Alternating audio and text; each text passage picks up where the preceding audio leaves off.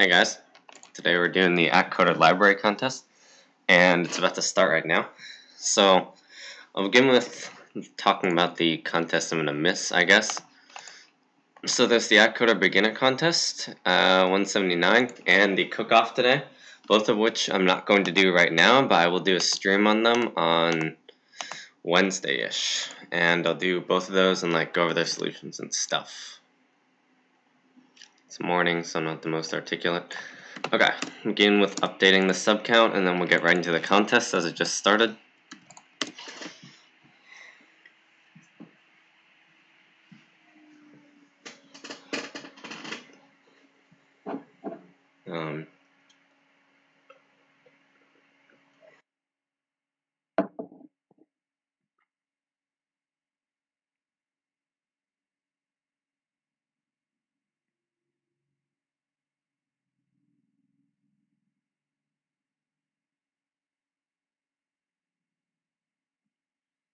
Smaller x coordinate and a smaller y coordinate, or a larger x coordinate and a larger y coordinate.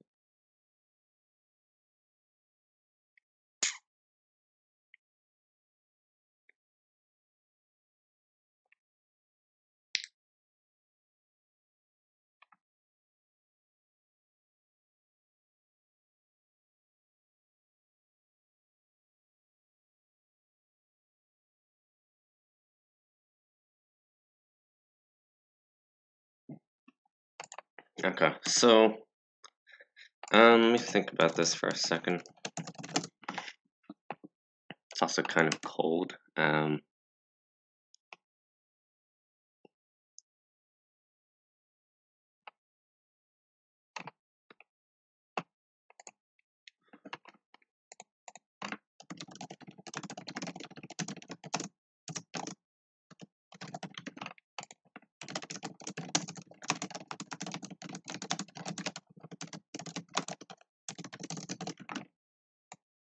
These I should swap.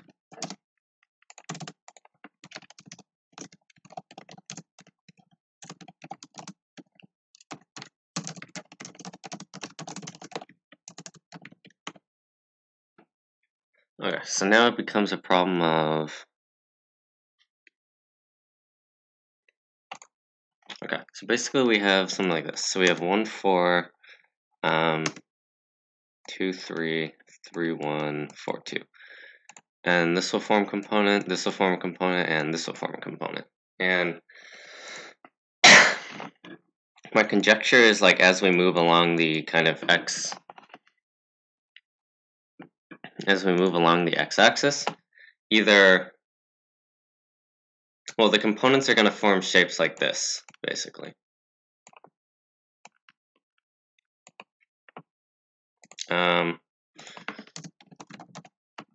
Why did I make it n? N is 2 times 10 to the 5th.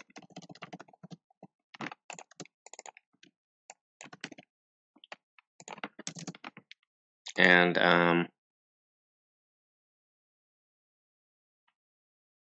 yeah, because if there's any component where there's any overlap like this, then, for example, these 2 points would be connected.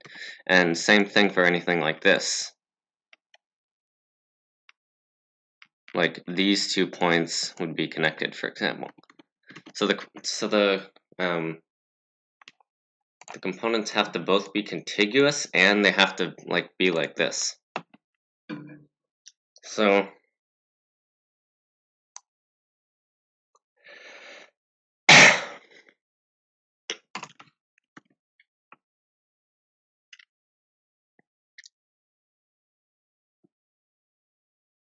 I guess the question would be how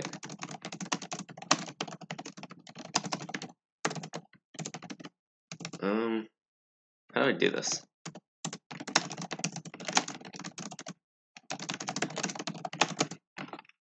Thinking a 2-pointer strategy. If last max equals m plus 1.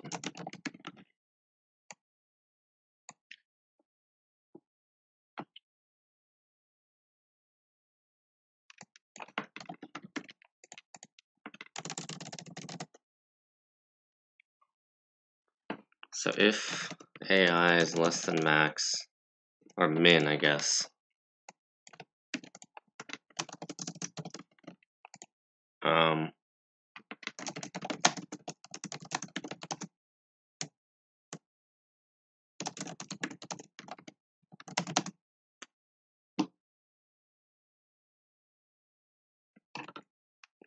now how'd this work? So it's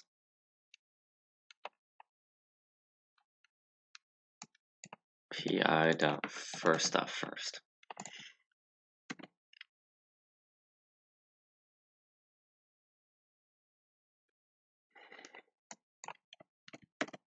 So we know they're sorted by x. We want to process them in terms of their y coordinates.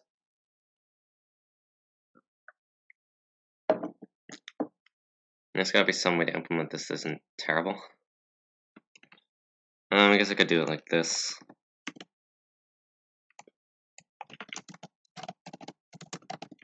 Yeah, that'd work. Okay.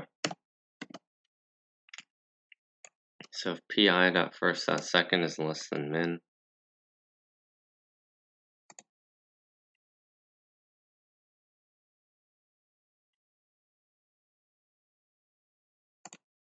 how'll this work? So they've got to be like this. And therefore, I think it's kind of like mex, I guess. Alright,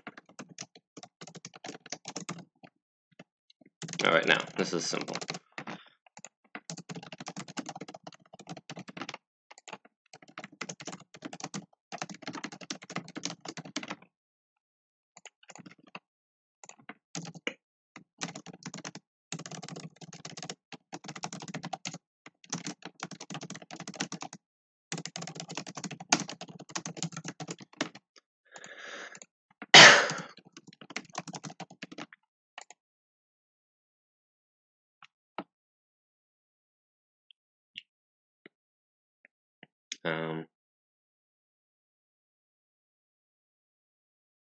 This pi.s equals 1.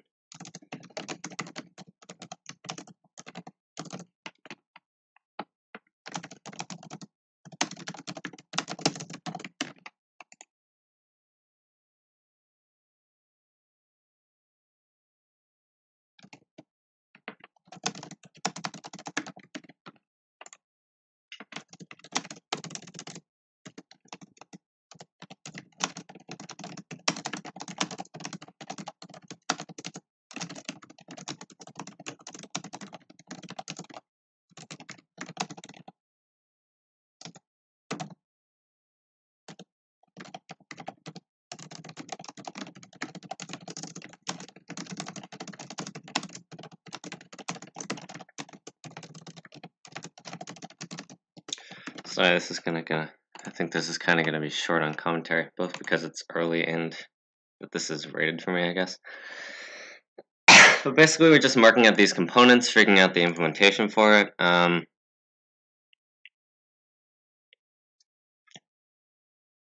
Yeah, I think that should do it. We'll see.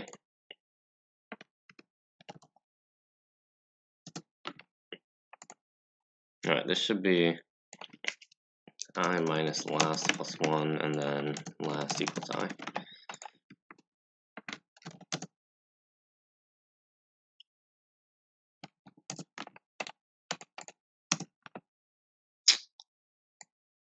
What?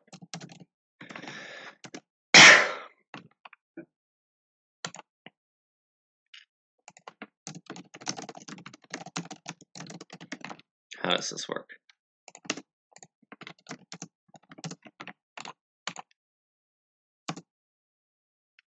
One, 2, negative 1, 3. Why is it 3?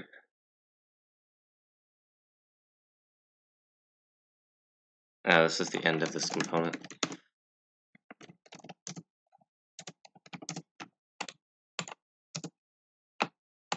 Okay, 1, 1, 2, 2. That works.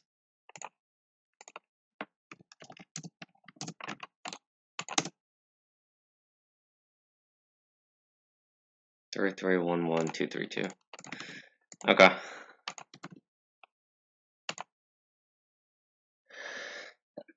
That's fine, I hope. What? Include AtCoder/all. Is there some special way I have to submit this? Okay, sure. I do have the AtCoder library, by the way. I just installed it last night. So that's fun. Okay, well, we got that slowly, assuming we're not too great. Wow, we are great. Holy. Okay, well, this is a great start. We got A. Quite quickly, I imagine.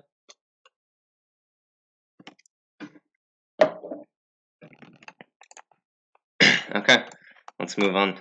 That is cool.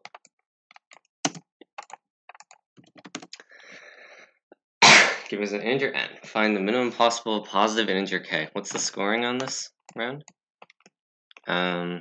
600, 600, 800. Why is there a clarification already? Oh, okay, yeah. Find the minimum possible positive integer k such that 1 plus 2 plus ... plus k is a multiple of n.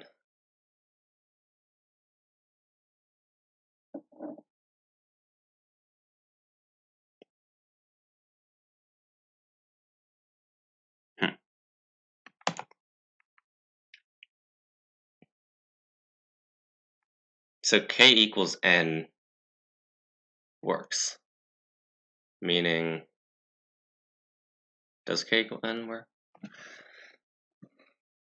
Okay, k equals 2n definitely works. So the answer isn't that big. But we have to check other things.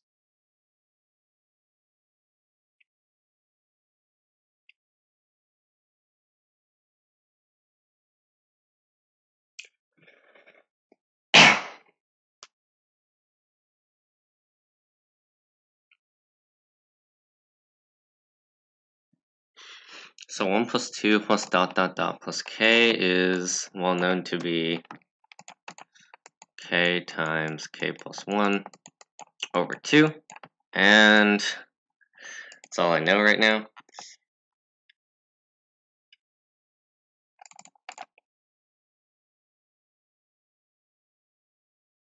So the answer is k equals 10.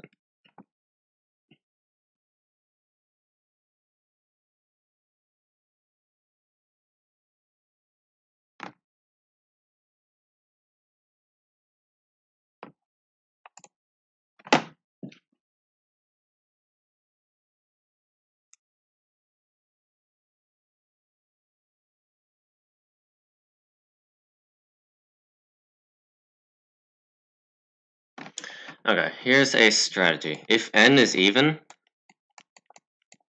then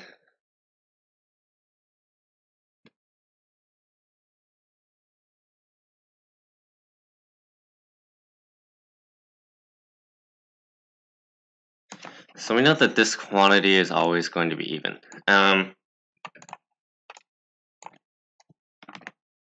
Because either k is even or k plus 1 is even. So if n is even, then n is 2 times some like other value v. And so this 2 is going to matter because we need some 2 here.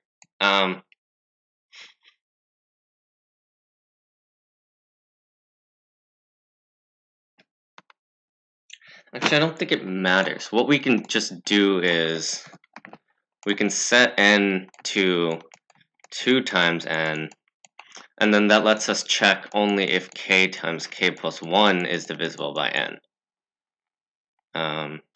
Divides. No. N divides k times k plus 1.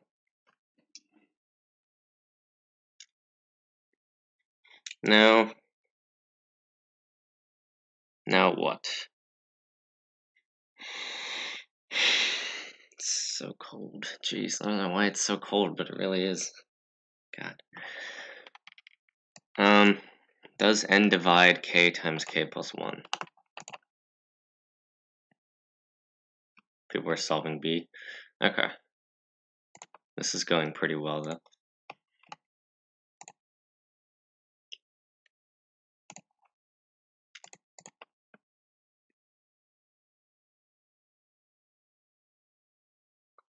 So another thing to note is that these share no divisors. Not sure if that's helpful.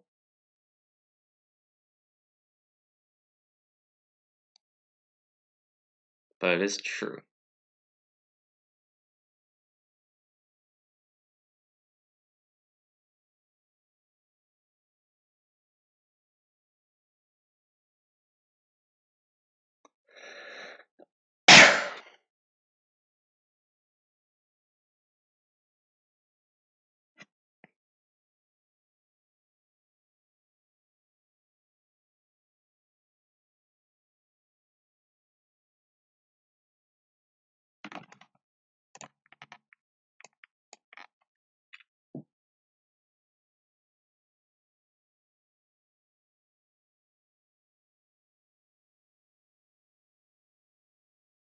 So what do we do here?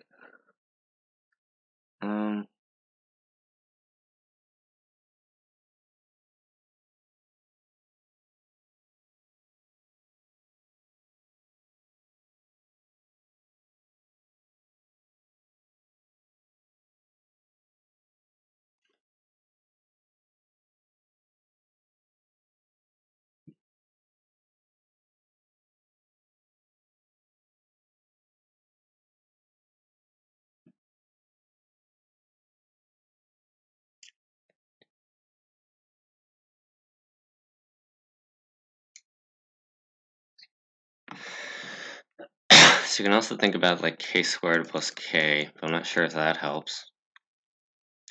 How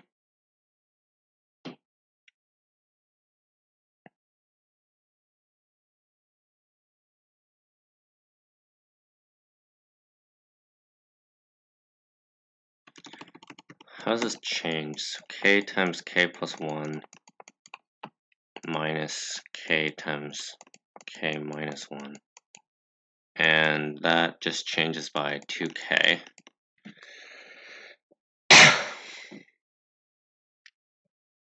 So 2k each time.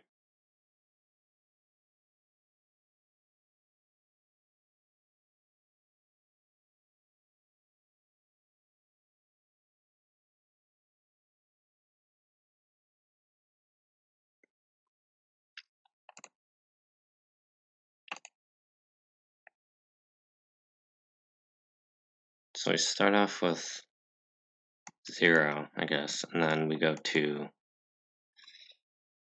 2,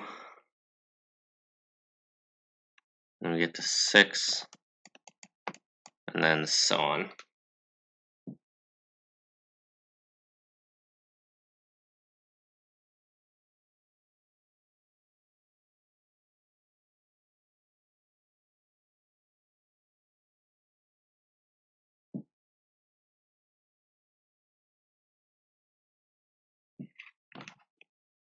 But the differences between elements here are like 2 and then 4.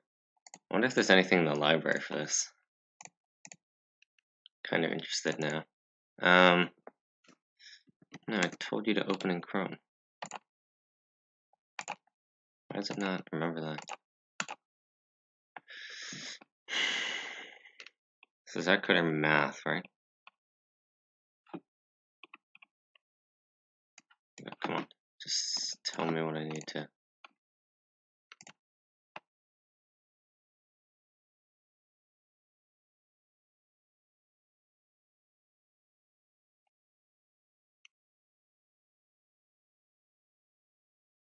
Is there anything useful here?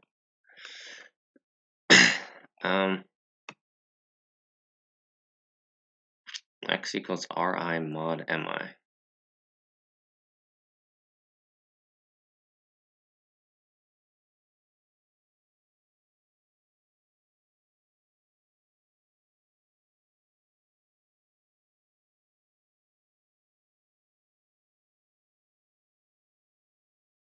Don't think that's useful. Okay. See, I don't think number theory is my strongest suit. So then we want all of this to be 0 mod 2n. And you can also think about it like 1, 2, 3, etc. equals 0 mod n.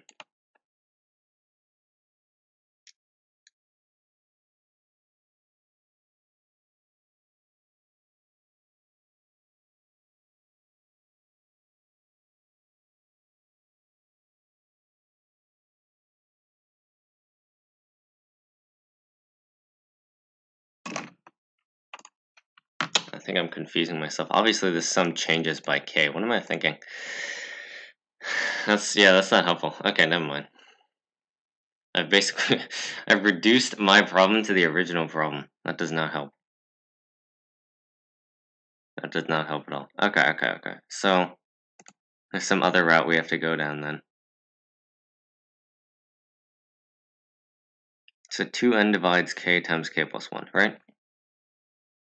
Where does that let us go?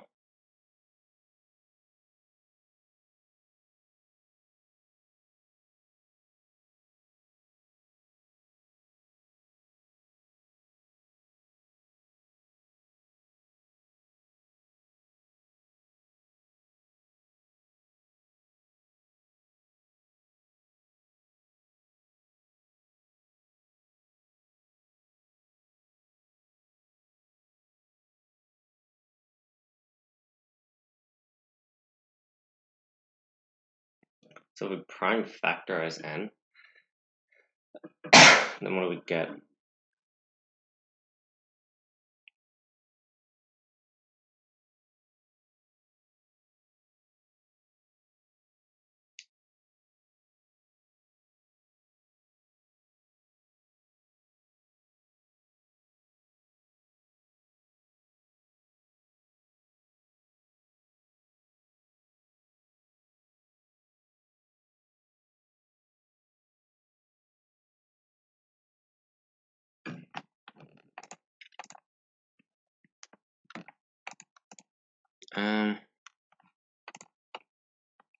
Kind of just looking through this, because maybe there is something here. Like, for example, mod. No, it's not mod, I guess.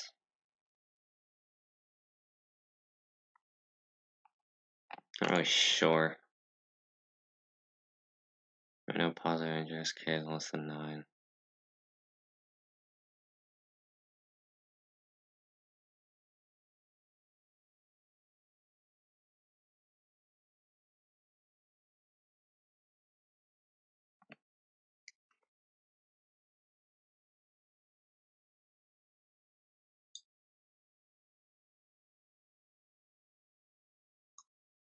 Let's think about like k squared plus k help us.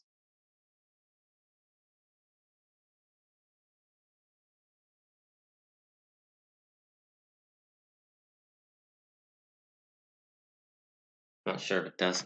But k times k plus 1 is like... I don't know what to do with this.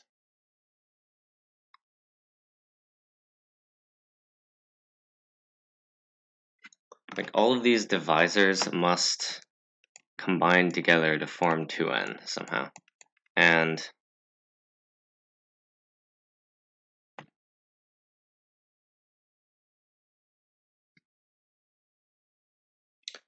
what?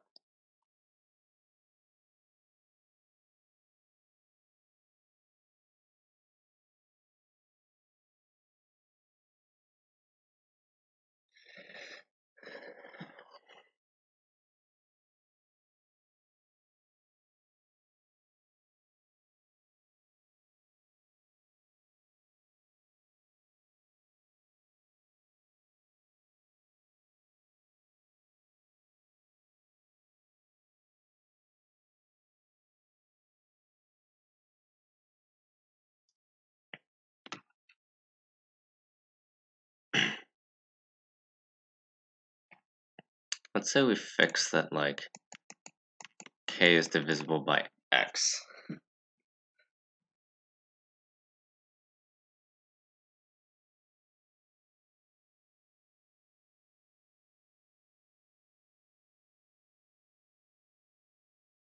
where x is a divisor of n, then x is a divisor of 2n, then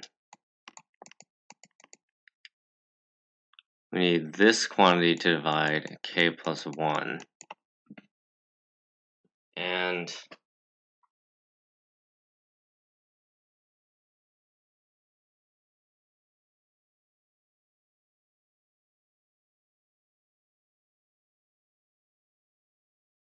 then what?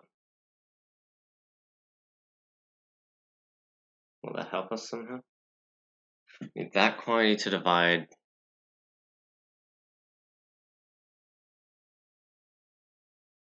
that.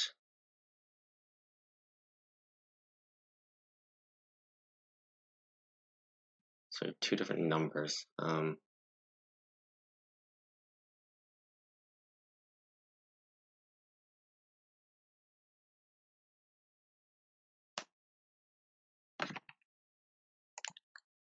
So once we guarantee both of these, then it will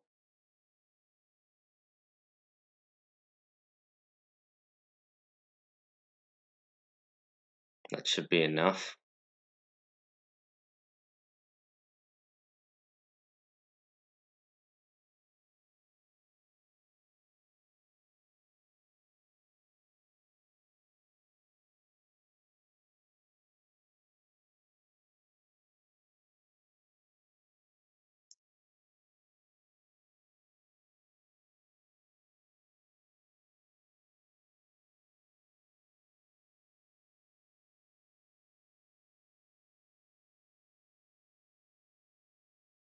So essentially k mod x equals 0 and k plus 1 mod 2n over x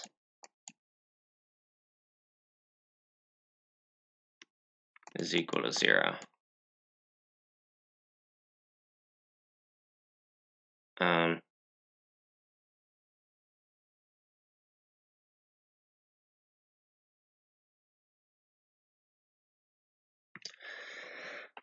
I guess it's not guaranteed that it's possible for that to be true.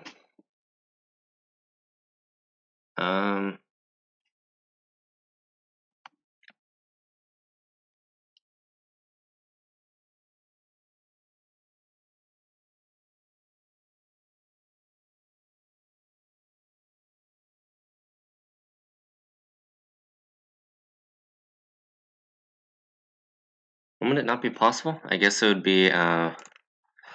I have an idea though. I think basically now we just have to solve this equation, and we have to find the value of k that works. What is this? What is this thing that it does for us? CRT. So x equals Ri mod Mi.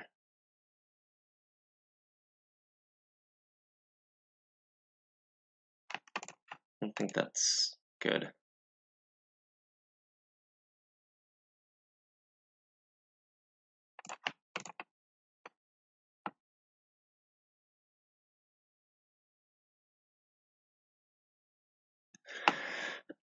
Wait, maybe this does work.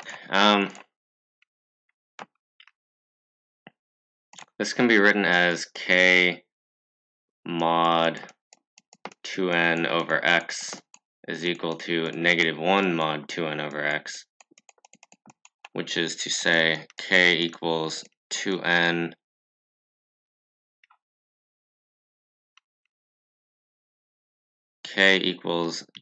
over x minus 1 mod 2n over x, and k equals 0 mod x. So this is exactly what this is. Interesting. Okay.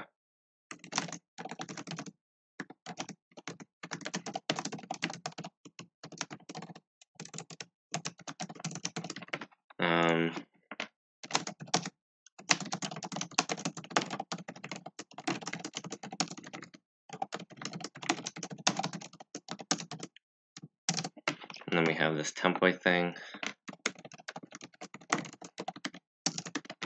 Now, for LLX divs,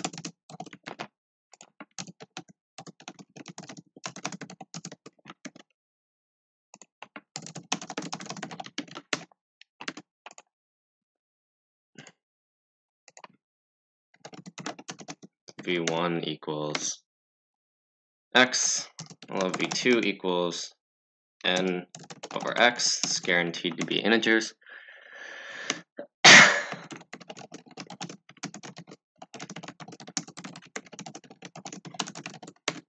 What is it? So this should be x v1 v2. Sure, this should be v2 minus 1, and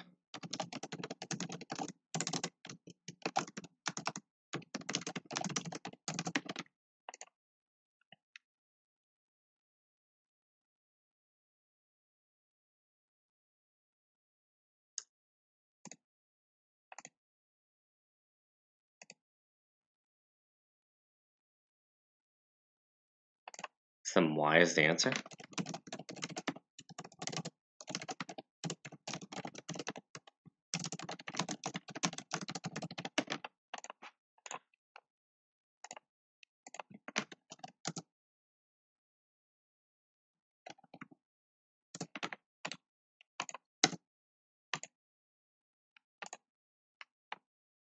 Nice. What is r here?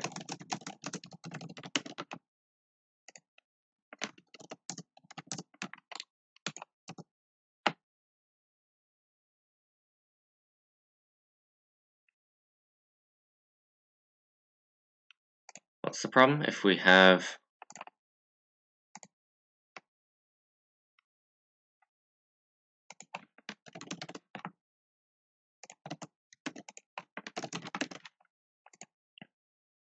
so k does have to be divisible by x, and it shouldn't be 0 because 0 will just not work. So if k is divisible by x, k is at least x, and k is at least 2n over x minus 1. So we can impose both of these constraints.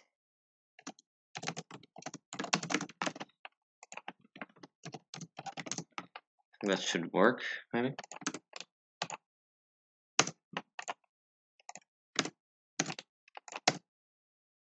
What?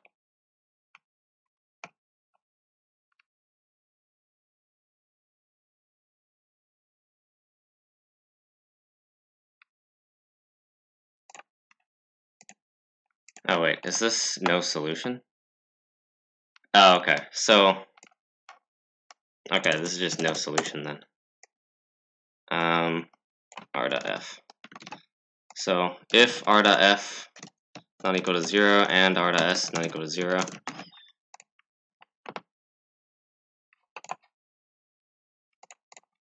okay.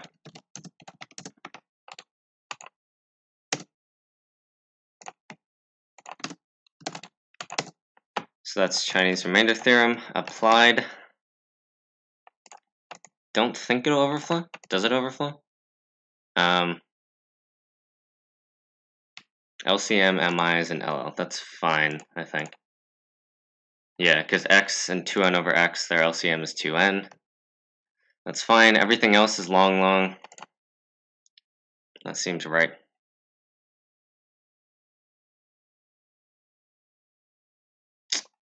It did it again. Why is that not the default?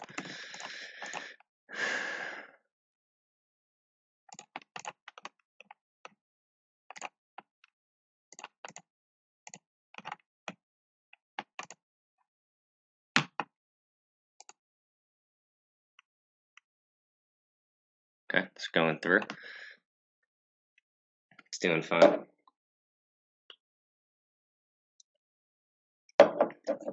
Definitely feel like we overcomplicated that, but who knows?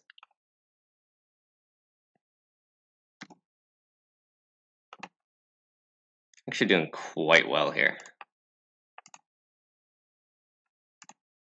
Indeed, quite well. We have AB right now. Somehow we're ahead of Umnic. That's not going to last long for sure.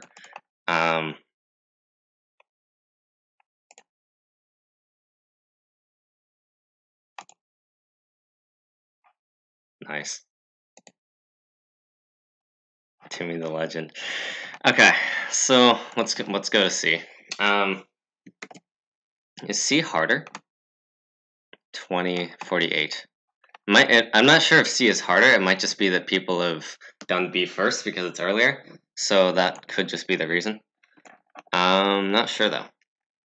Anyway, let's keep going. Nonetheless, there's a board with n rows and m columns. The information of the board is represented by n strings. The state of the square at the ith row from the top and the jth column from the left is represented as follows. I'm going to get rid of these notes. This is actually my first time applying Chinese remainder theorem, so I'm surprised I got it at all. It's kind of cool. Square is empty, obstacle, piece. Choose a piece and move it to its right adjacent or down adjacent square. Moving a piece 2 squares with another piece or an obstacle is prohibited. Moving a piece out of the board is also prohibited. Wants to perform the operation as many times as possible. Find the maximum possible number of operations. The number of pieces is at most 100. Everything else is 50. Whoa.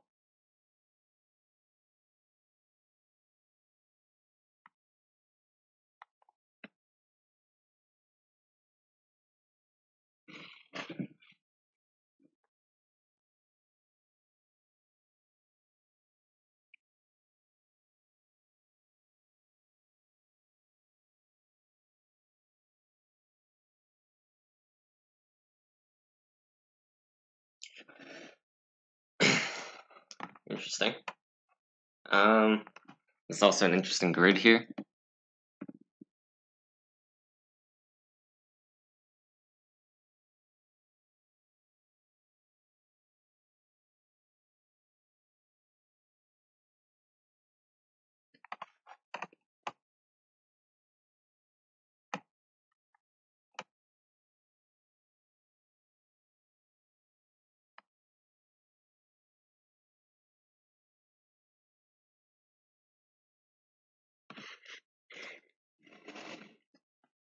So let's see, because there are 100 pieces, we can kind of like figure out all the paths for all the pieces. But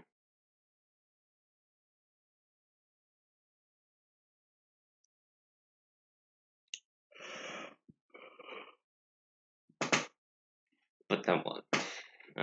But then what?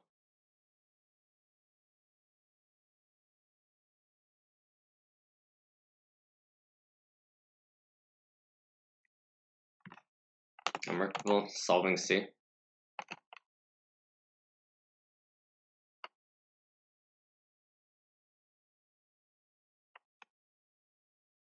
Okay, so people solve C in 6 minutes, 7 minutes, many minutes, 13. This guy's a god. 9 minutes, 7 minutes. Okay, so we do have a pretty good chance so far. Just have to like do it.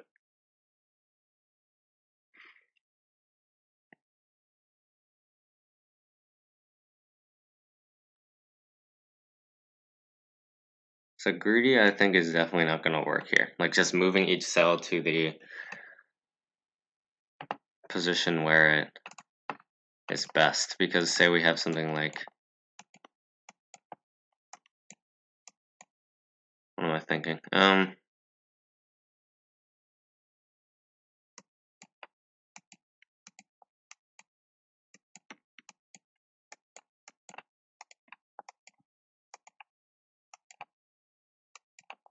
Just something like this, where we have a piece here, let's say, and also a piece here. Then this piece can only go here, and we want to move this piece here.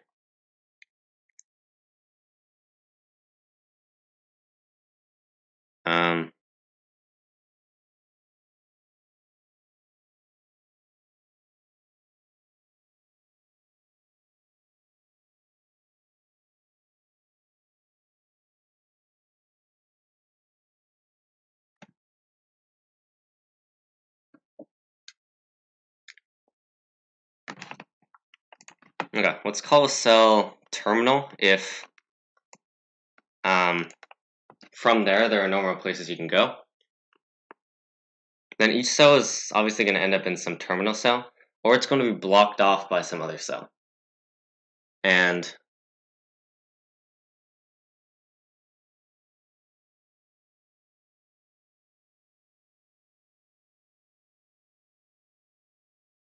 then what?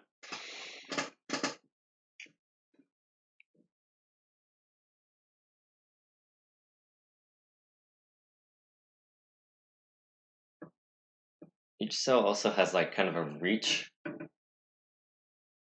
It can reach a bunch of different terminal cells. And we're particularly interested in the terminal cells that are the maximum distance. For example, both of these are maximum distance for this one, but only this one is maximal distance for this one. It's also the only one. So I think we want to give as many cells as possible their maximum distance.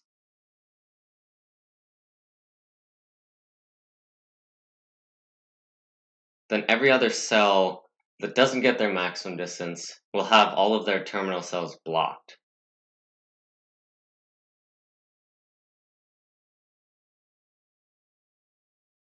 And then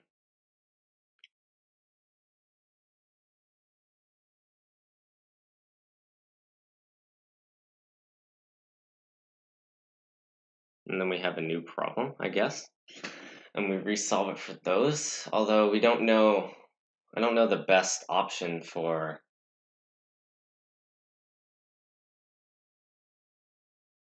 these.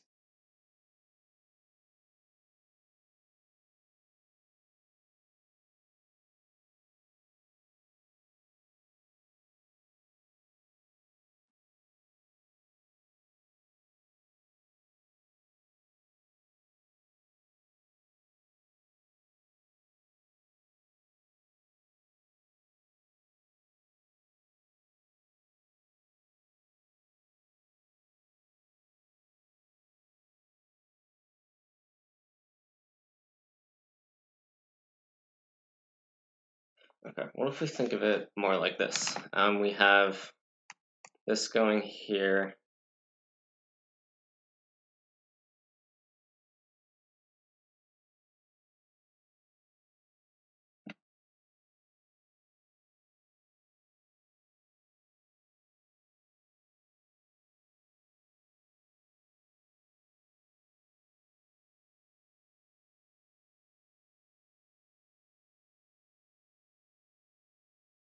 These constraints are small, which makes me a bit suspicious of something. And I'm scared of that something.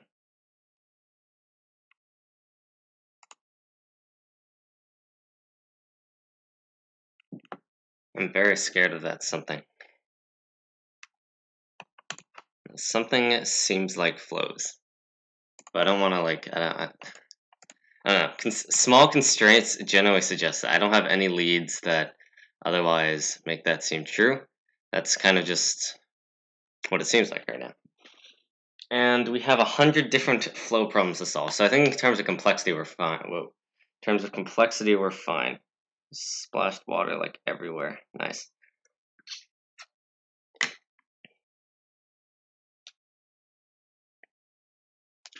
Kind of like this drawing.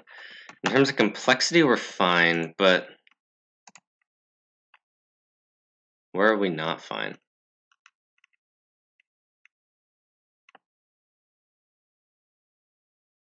Like, is it even correct? That's the most important part. Okay, so we can model it. We can model specifically this one as maximum matching by just saying here. So we have two starting points and we have two terminal points, right? So this one, this cell can get to both this one and this one. And this cell can get to only this one. Whoa, it's my alarm. And then that's going to go off again in 5 minutes, I think. And we're going to make the maximum amount of matching pairs, essentially. then once we do that, we resolve the problem.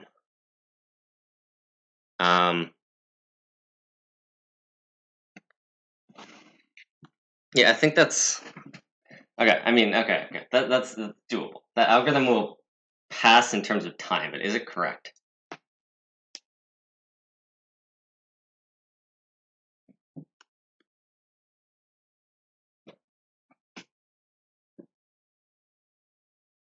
So what we do is we find an ordering such that every single terminal cell is filled, or the maximum possible number of terminal cells are filled.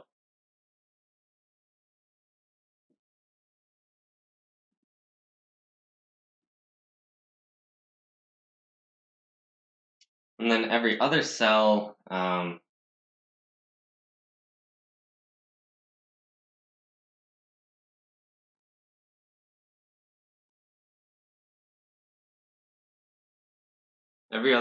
essentially has to kind of deal with it.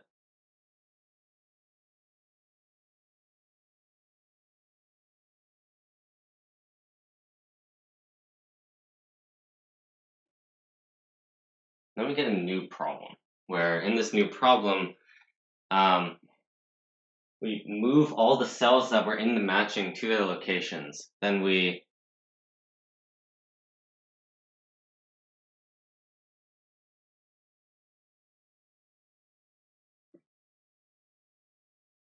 like continue it.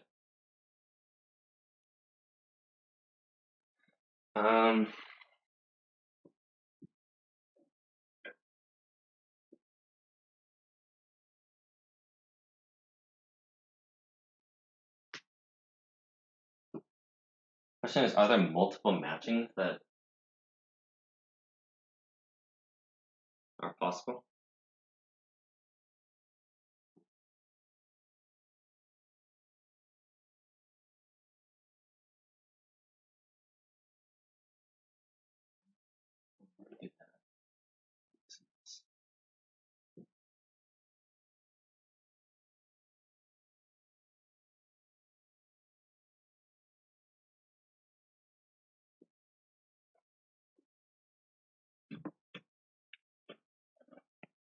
When I'm thinking in terms of tricky cases, is something like this. So we have this, this, this, this, this, this, this, this, this, this, this, this, this, this, and this. And then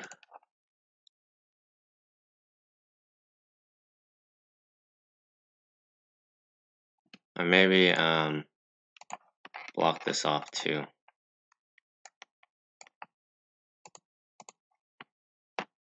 So we have two cells here, or rather we have a cell here, a cell here, a cell here. And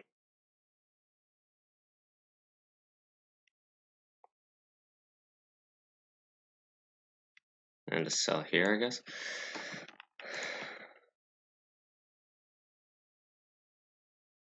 So the matching is kind of arbitrary, which means we can, okay, this one will move here, guaranteed. Then, and then this one will move here, let's say. Any of these, basically.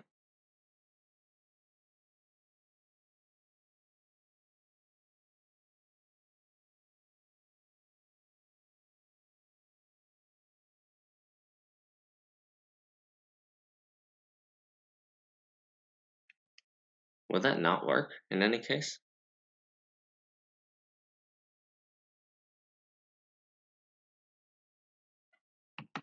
Wait, what if we do it like this?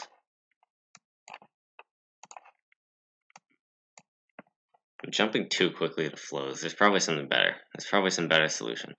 The maximum matching would solve the singular problem where we're trying to assign the maximum number of things to their terminal cells. Alright, okay. So we pick the matching arbitrarily,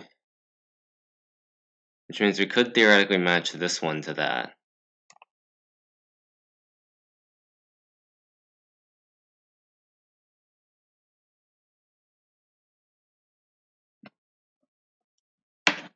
And then we're screwed, aren't we?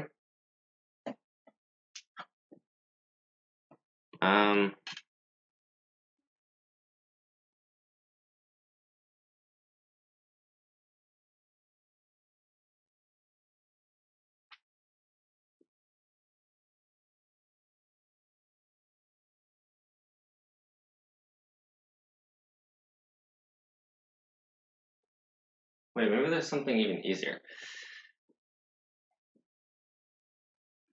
What if we just... Does this work? Does this exist? AtCoder max flow.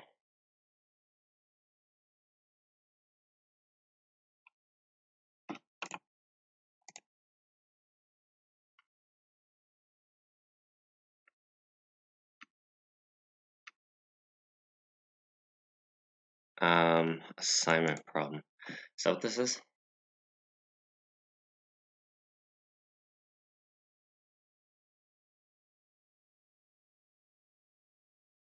No, weighted by part-type graph.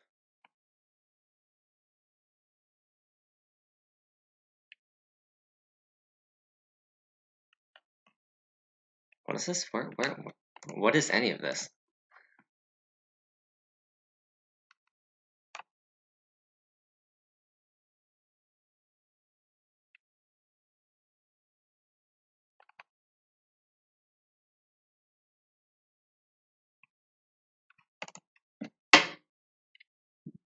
I think we...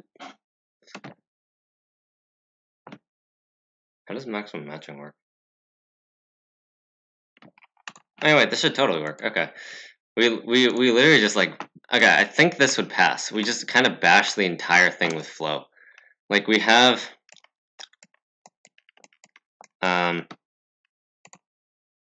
this many pieces, and max flow is O of n.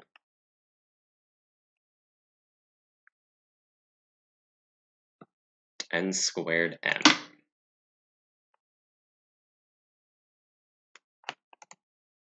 It's kind of sketchy, but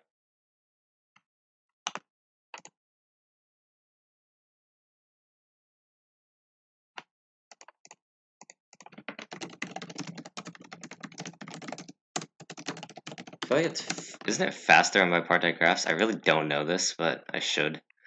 Network flows by part-type matching. Just tell me the algorithm. N squared m.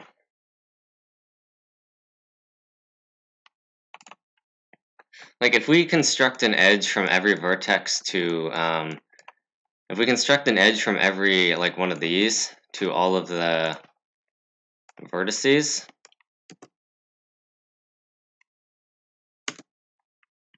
with the amount of turns we get, then it's maximum matching. Like, it just straight up is. But I'm not sure if that works. Like, would that pass? Okay, that has 20. Okay, so I know that the complexity of max flow is very, very sketchy, and that it almost always does way better than the complexity says.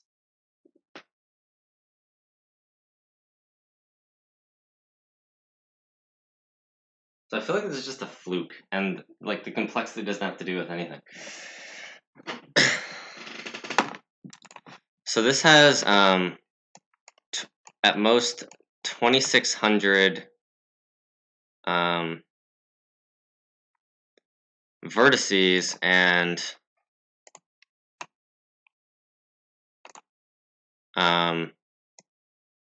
it's like 100 times 2,600 edges.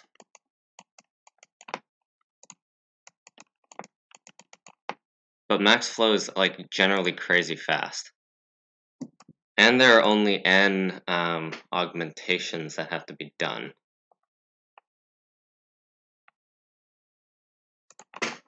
So I think it's better than this. I think it just is. What is cap? Okay. MF graph LL flow. Oh shoot.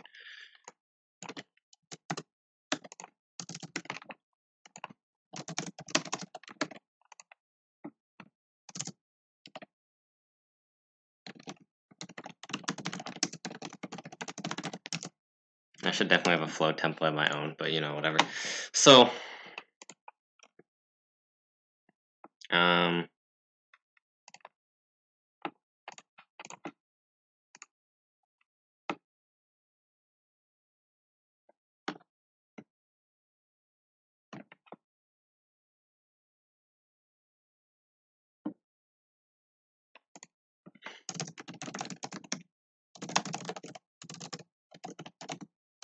we go up a column or up a row.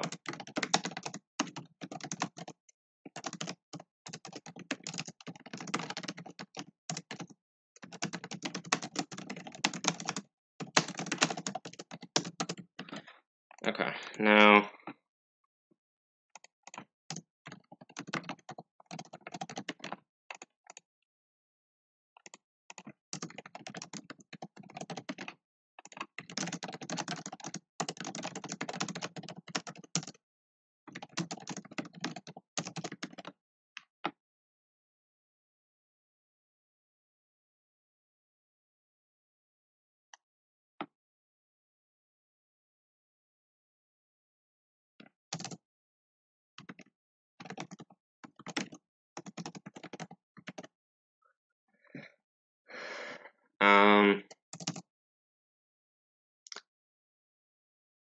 okay.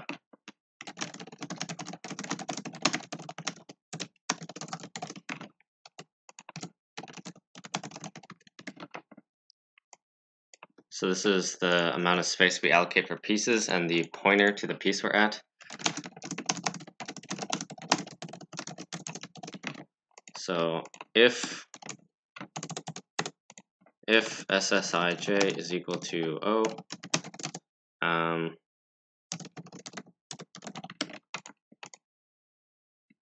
mem set this 0, size of this, and we'll make a wrapper function for BFS.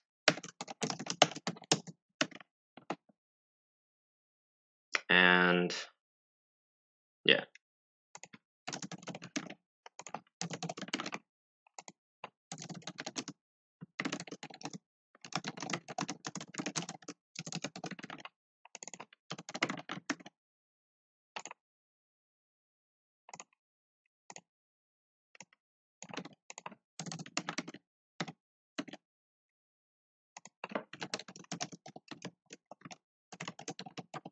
Does this compile? I want this to compile. Okay, cool.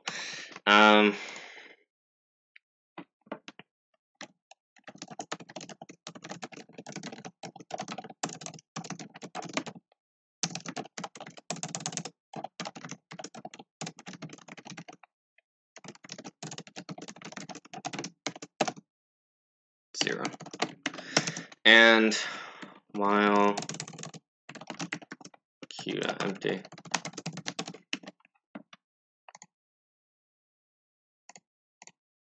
so I think we can kind of assume that pieces go through other pieces, because let's say we like have this and then we have this, and both of these are pieces, and then we have like 2 dots down here.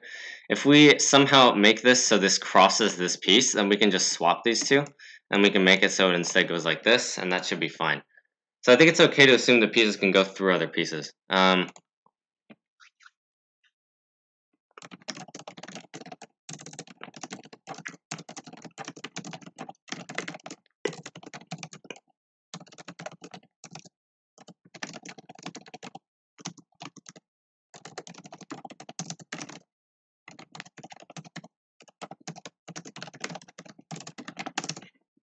Now what we do is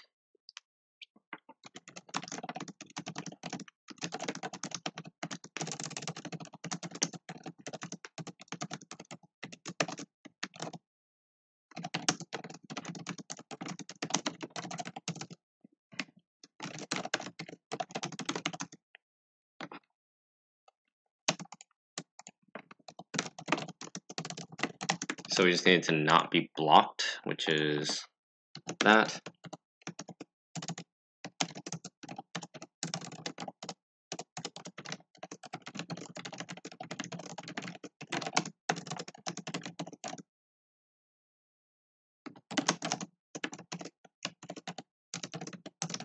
Okay, now this p.f p.s equals 1, and flow dot, what is it, add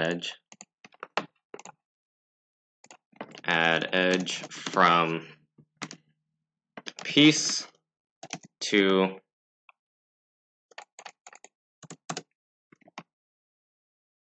(102) plus r times m plus c. That's kind of just the graph. Once we do this,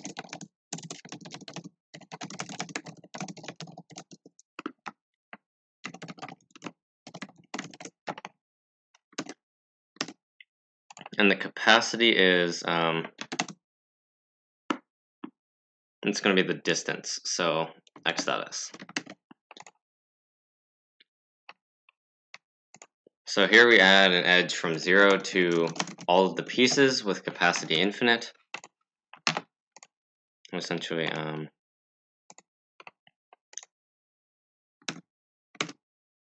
what can we make it? 2e10, I don't know, some large. And then for li equals 1, no, 0, I is less than n times n, I plus plus, flow dot add edge, it'll be 102 plus I, 1, 2e10 as well, infinity, and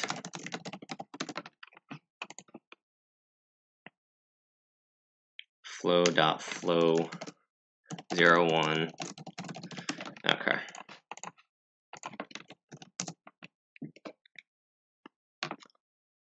What?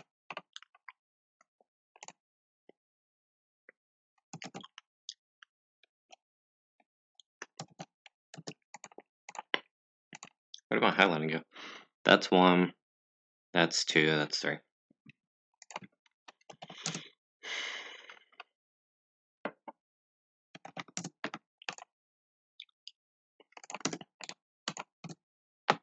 $15, nice.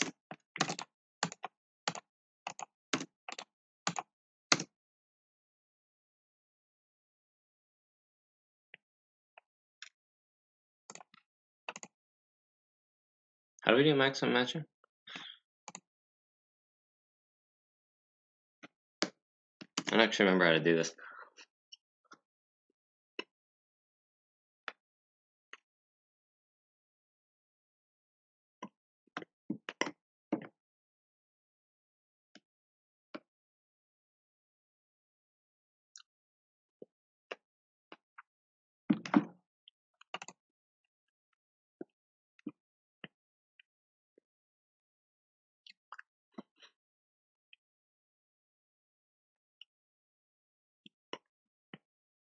Does this even work, actually?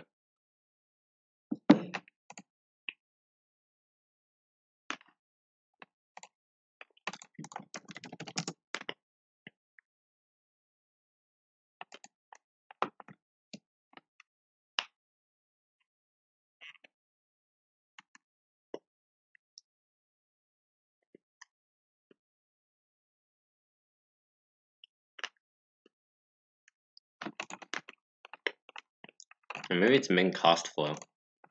Okay, I definitely don't know what I'm doing here.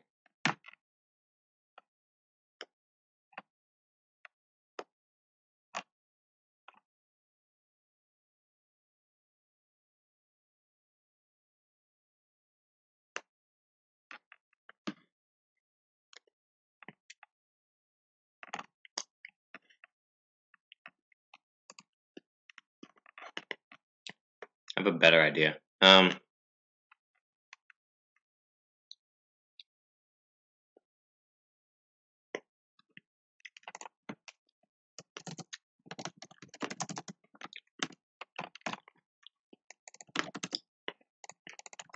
What is cost? Oh.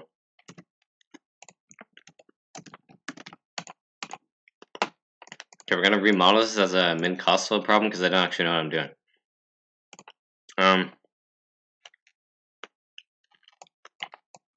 So we build a graph like this. We're all this is stupid. Now I should definitely research theory because using flow like this is dumb.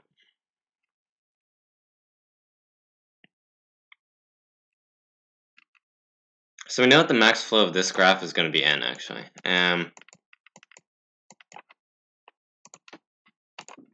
Yeah, okay. I'm gonna explain this after. Mdist equals max mdist.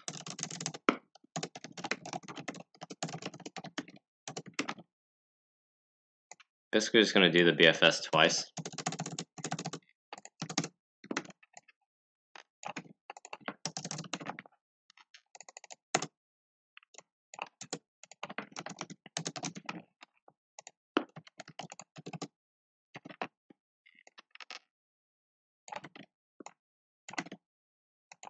Mdist minus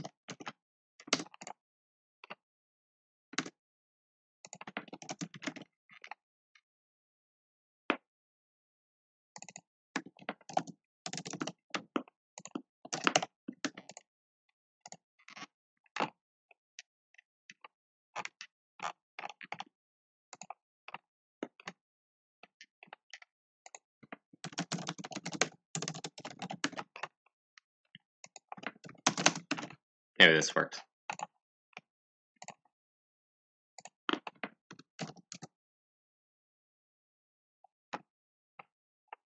What?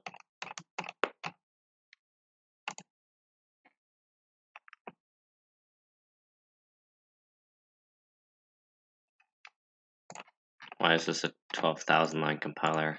Come on. What is this? What does this mean?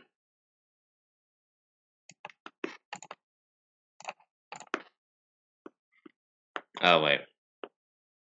Okay, I care about the cost. That's second. Get rid of this, I guess. What do you want now? MCF graph. LL.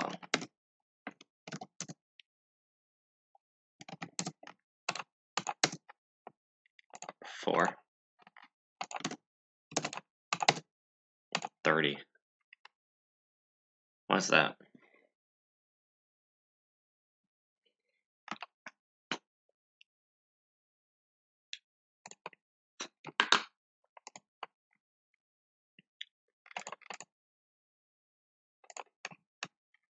Huh.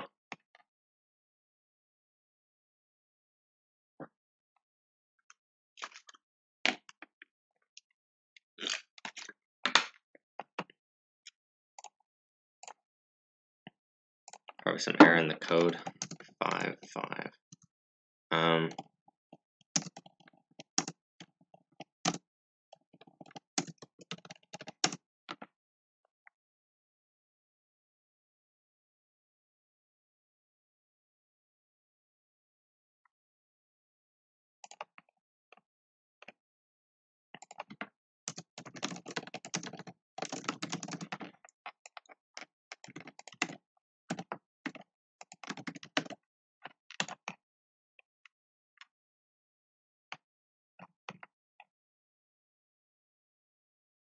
Now I'm very confused.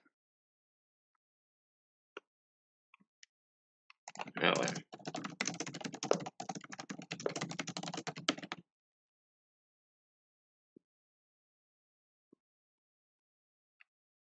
How does that even work?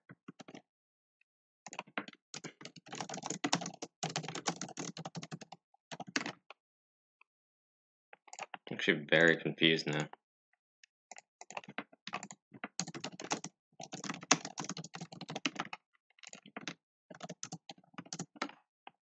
I'm going to use that test case.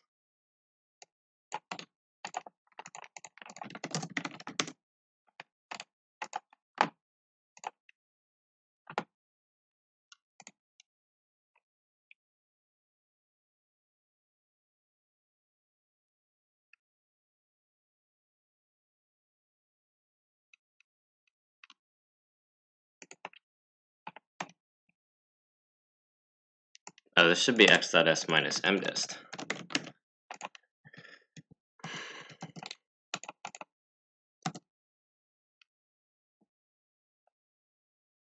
Huh?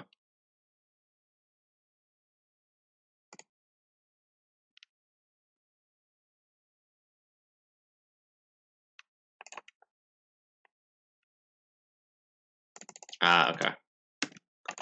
So now once we add these, then it should be 0. Because now the max flow will be n, so it has to be that. Okay. Now we care about this case. What? How is this 0?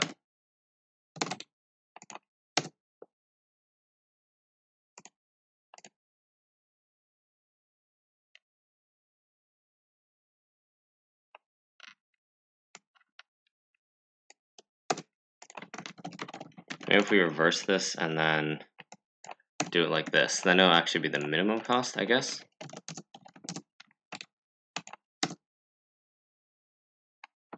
I'm very confused now. What is going on?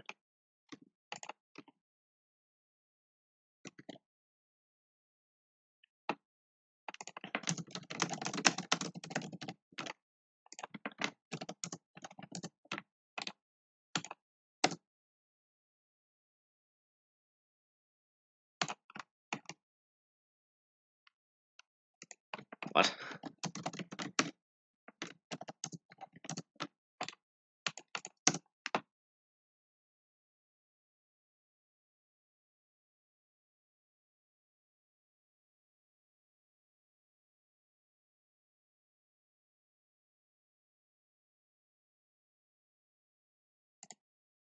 Oh wait, did I just make this mdist?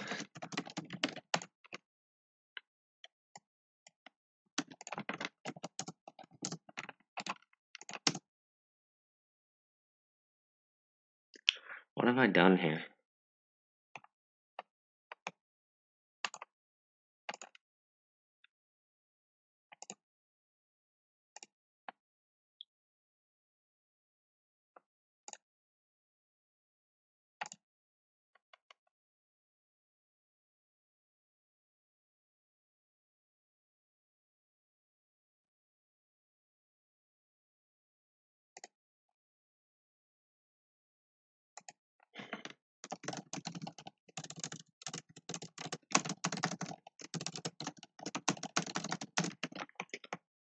I'm so confused.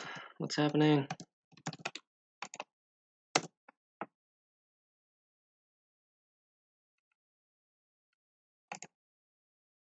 Oh, that is a thing in itself. Okay. 88880.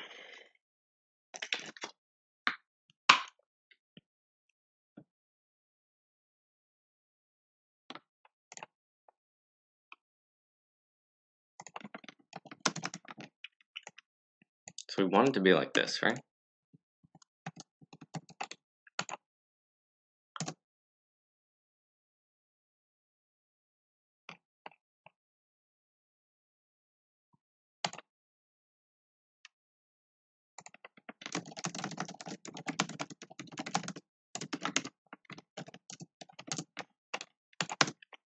Let's print the edge we add.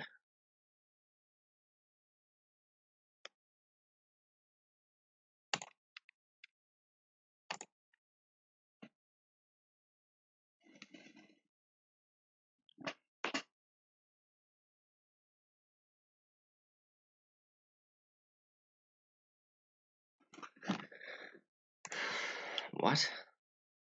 So why does this not work?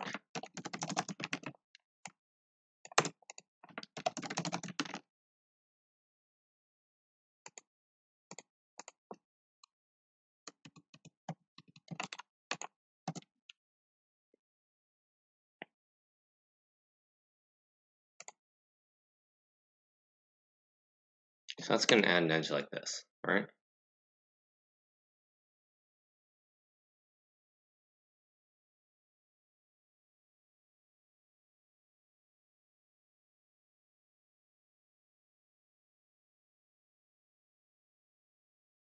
Why do we always get 0? Oh my god. Oh my god. We added the wrong edges the entire time. Holy crap. X dot P dot F. Ugh. Seriously? I've been adding the wrong edges the whole time. Okay, now this should be 6, right? No, it's still not.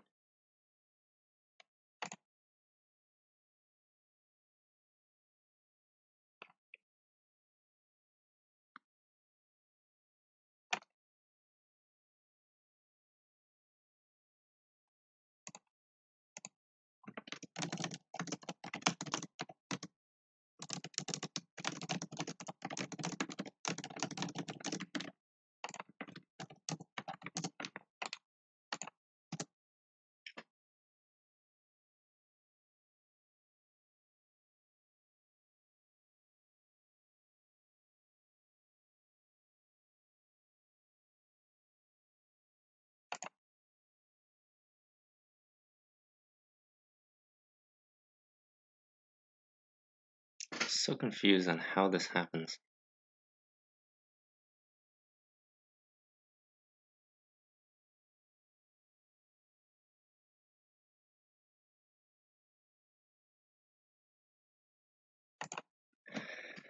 So I get why it's 20. I get why the answer is 25. I don't get why my answer doesn't take that into account. And that I am very confused about. So does it work on this one, or does it still not?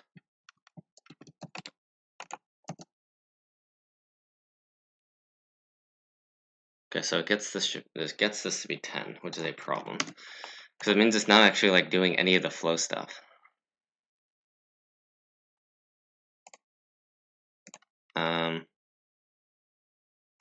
Make this like 7,000. It doesn't actually matter what it is.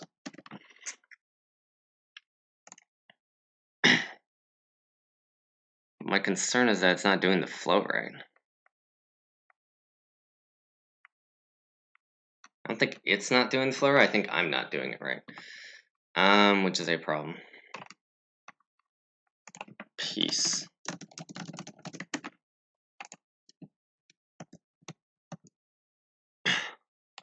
But it still gets the max flow to be n. Somehow. So this is an edge from 2 to 122 with cost 4.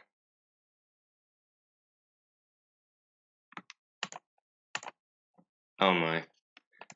Oh, we can't match multiple things to multiple things. I'm an idiot. Forgot.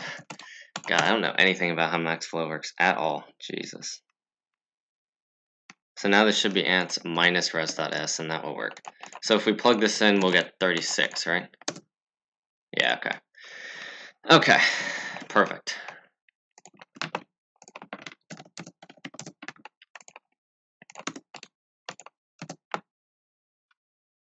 So let's modify this case a bit. Alright, so if we add this here, now it's better for this to go to here and then that to go to there. So the answer should be 23. 22. What happens here? So this loses 1 and that loses 1. Okay. Oh, wait. Oh, no, okay. It just decreases 1 from both of them. Well, I'm not sure if it'll pass the time, but I think it should. I mean, max flow... Actually, min cost flow is supposedly easier than max flow. It's O of flow times log n, essentially. Oh, it's flow times m plus m, but that's fine because flow is small. It's like 100. Let's go over everything again. Q dot front, pairs, D, NR, and C, Q dot push. Do the DFS.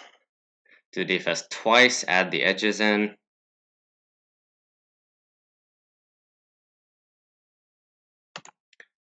Okay. I'm starting to believe. That took a long time. I had known how flow works, that shouldn't have taken so long. Wow, 45 milliseconds. Jesus. That is kind of insane.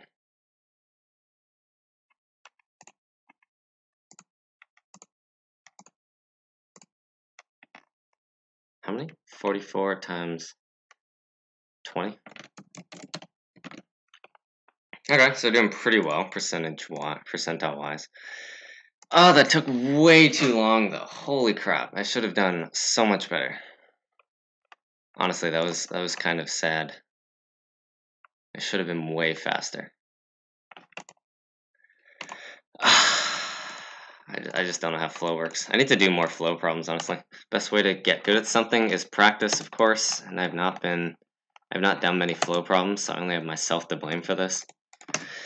Okay, but I think we're doing fine so far. We're in 66th. Could have been much higher up.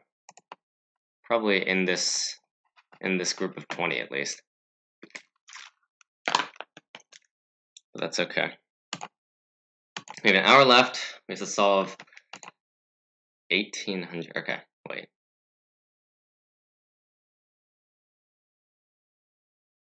Is there any chance I can solve this? Probably not. N is 33. Has anyone even submitted for it yet? 2 people have tried. Okay. I think D is the better option here, to be honest. There are endpoints on a number line, the ith of which is placed on coordinate xi. These points are numbered in the increasing order of coordinates. In other words, for all I, xi is less than xi plus 1. In addition to that, an integer k is given. Process q queries. In the ith query, 2 integers li and ri are given. Here, a set S is said to be good if it satisfies all of the following conditions. Each point in S is one of xli plus 1 xri. For any 2 distinct points, the distance is greater than or equal to k. The size of S is a maximum among all sets that satisfy the aforementioned conditions. Find the size of the union of all good sets.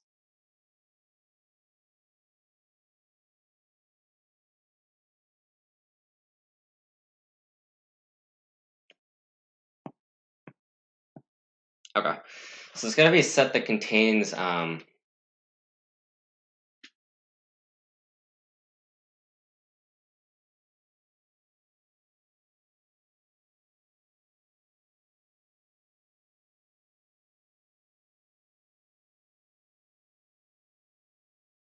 any 2 distinct points, the distance between them is greater than or equal to k.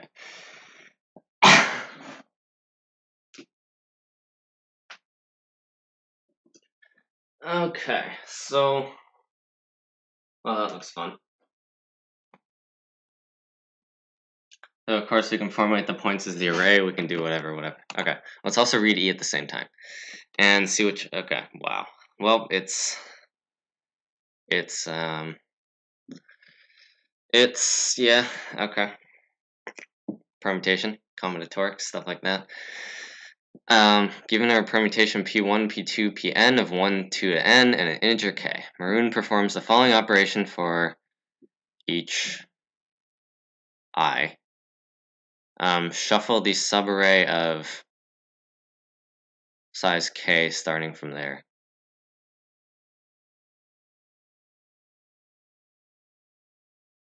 Oh boy.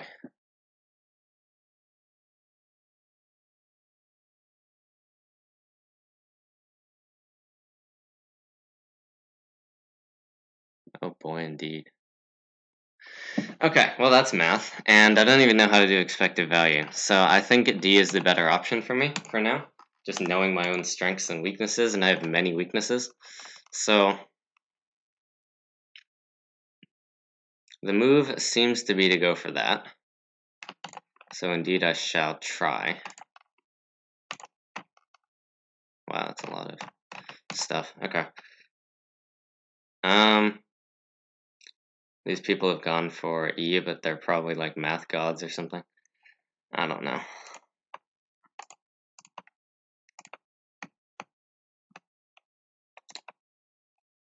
How's Timmy doing? Is he a god at math? probably is. I trust that he is. Oh, okay. He hasn't got an E or C yet. So in terms of like this being a div 1, this would be my max generally, just A, B, C, and then we just die on D. But this is AtCoder. I don't really know the dynamics of how this contest works, so keep trying. How many are there? 55. So there are 1,104 participants. That's cool.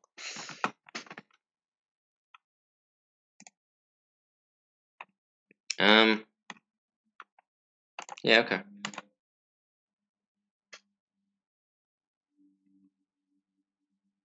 Still recording, right? Okay.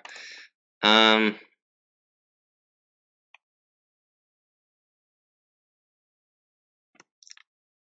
now we figure this out. So K is constant on all queries, which is cool.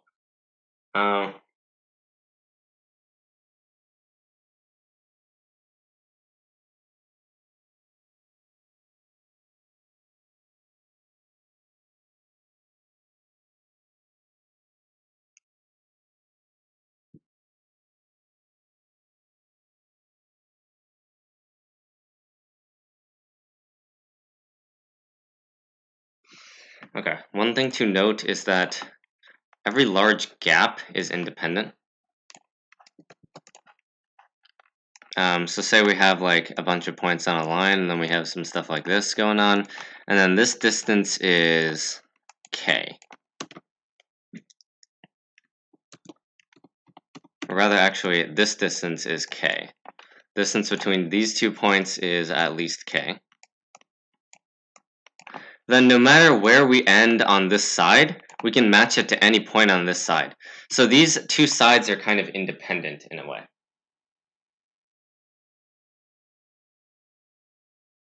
And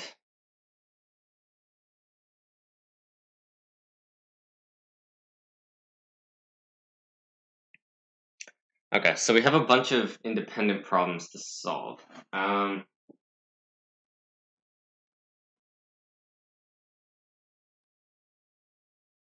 That is kind of interesting.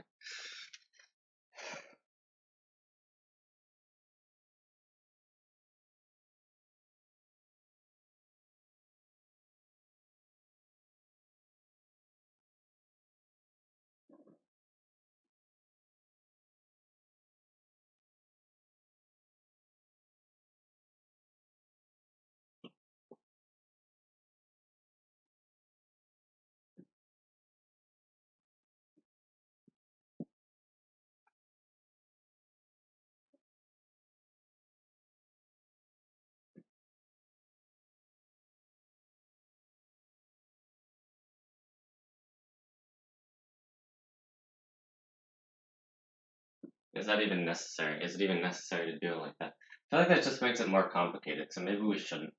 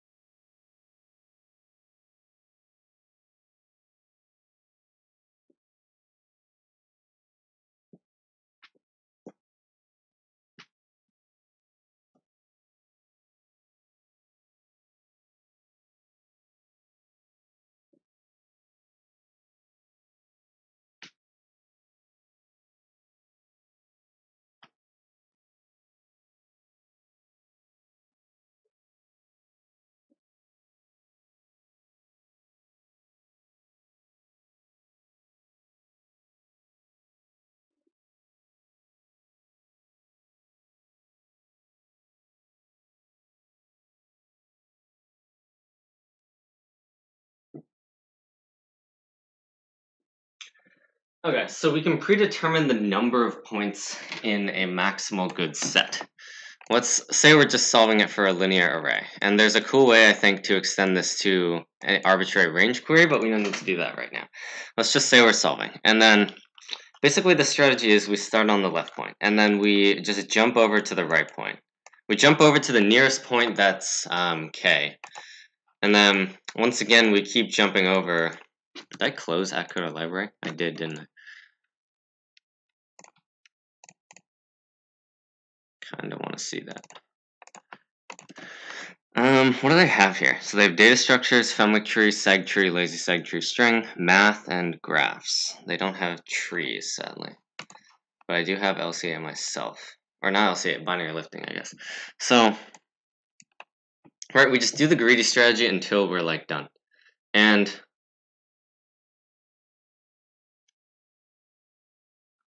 similarly, we can also do the same thing from this side. Say we, for example, have this and whatever, whatever.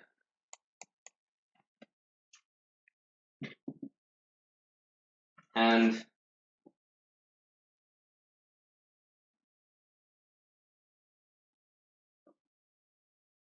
so that's cool.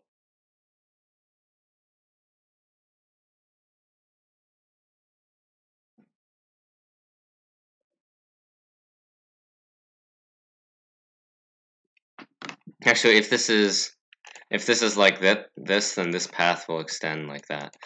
So what we should probably do is just make it so, for example, this is like this, and then all points are possible to be in sets, and yay.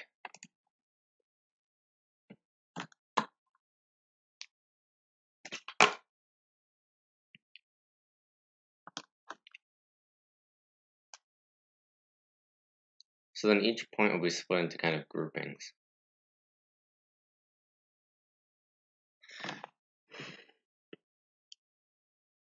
So what we're interested in is these kinds of switches. So for example, instead of jumping from here to here, we can instead jump from here to here, and it will be the same amount of optimal. And if it's possible, we can also augment the path or change the path to jump from here to here and then there, and then we can reach that point. Or we can jump from here to here and then there to there and be happy. How happy are we? I'm not really sure. But we're some level of happy.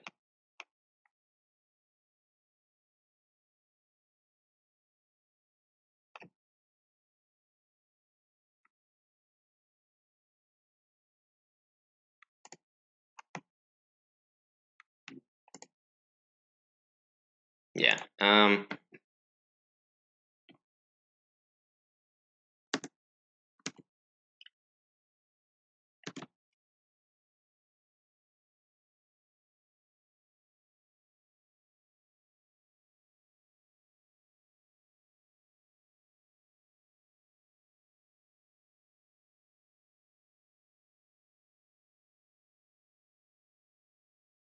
So we're kind of shifting some of these points right. Shifting some of these points to the right.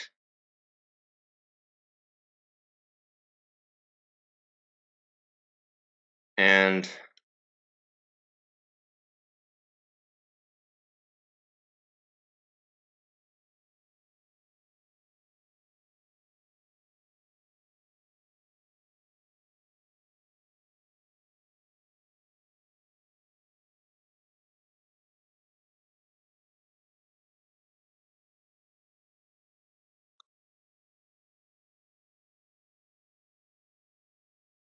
how does this work? Okay, so we have to be able to switch from here to here. This just strictly increases the distance, so it's fine.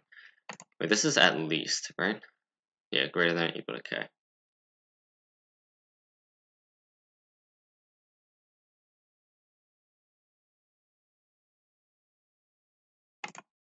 Um,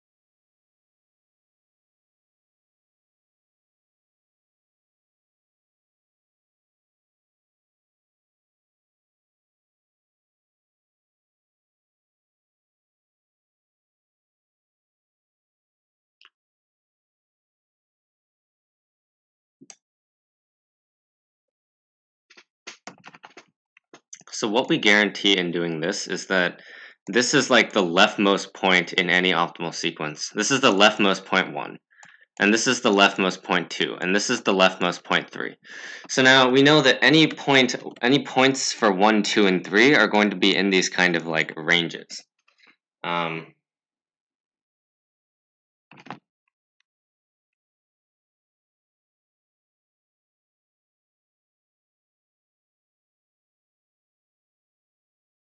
And therefore we want to know like how many points can we like legally move. Oh Jesus, what the hell?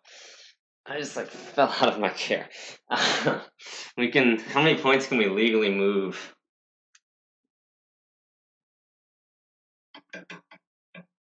Like inside of each of these groups. So for example, mouse, thank you. For example, this.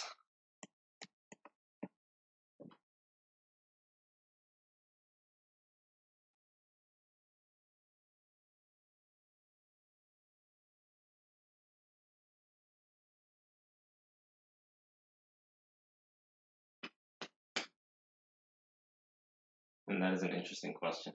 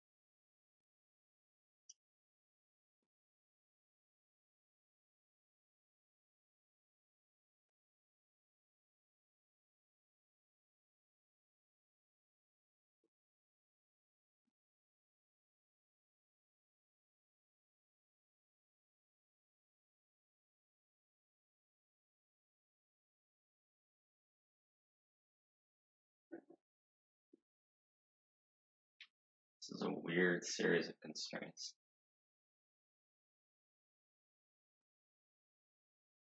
I'm not sure how this route is going to get us anywhere, because it seems like that just forces us to do some O of n problem every time, which is what we're doing anyway.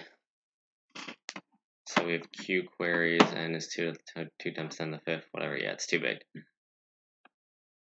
Let's say very random number.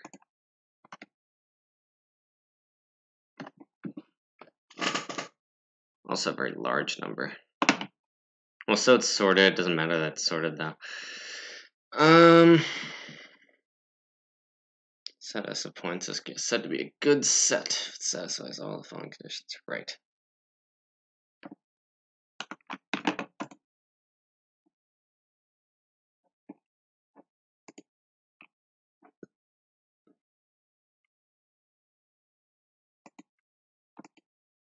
Alright, I'm gonna go to the bathroom. I'll be right back.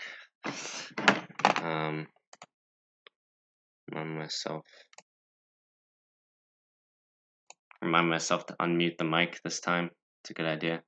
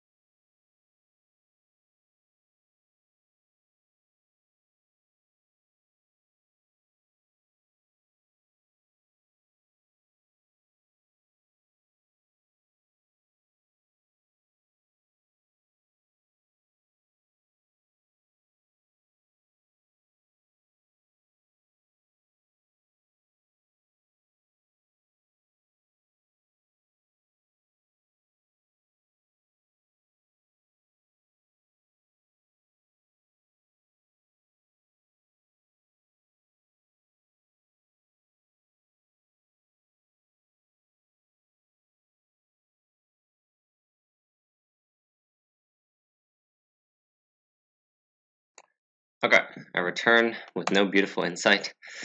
I don't know. I'm gonna keep thinking on this.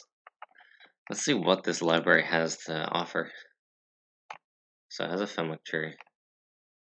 Add and sum. That's simple.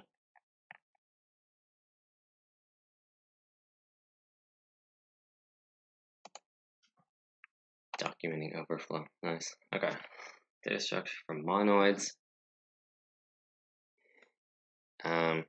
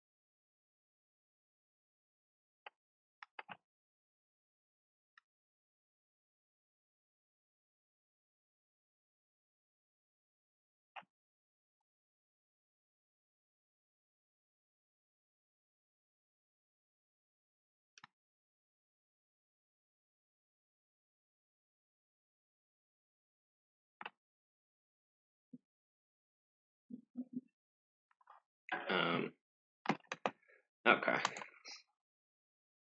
What does the lazy seg tree have? Set, get, prod, all prod, apply. Okay, max right, min left, same thing. Okay.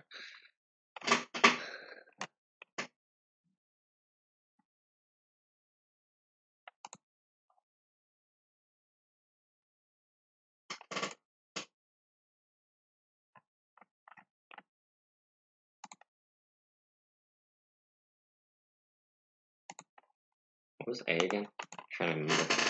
A was, oh yeah, that one. Alright, okay. So, assuming we're not going to have a chance on E because E is like E.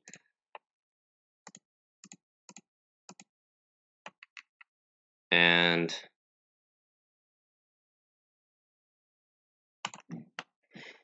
yeah, that's going to be hard to do.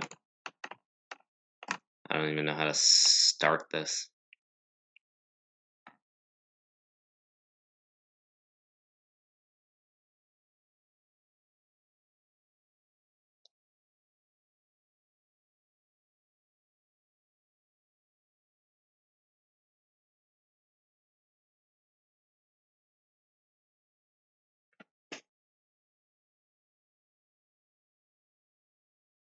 Do I know how to start this? I don't think I do.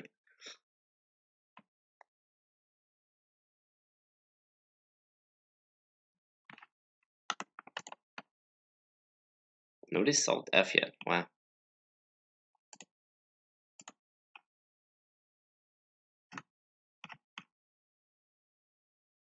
Yes, one person has solved F. Huh. And the move here seems to be to go for ABCD, I guess. Or ABCE, but E is harder. A lot of people haven't solved E. Good people haven't solved E.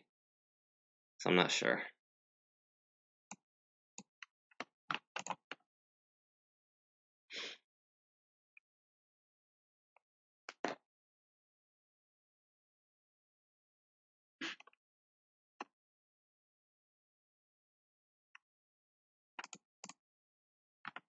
So if we consider these groups, like so. So we can make everything relative to L, and then we only have to solve for right. Consider these groups like so. And this is going to have some distance like A, for example, and then B, and then C. And all of these numbers are greater than, or A and B are greater than K. We don't care about C, I think.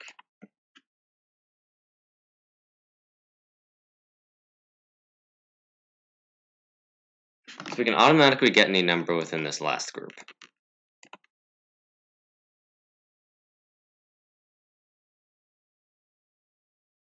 What we care about is the first group. And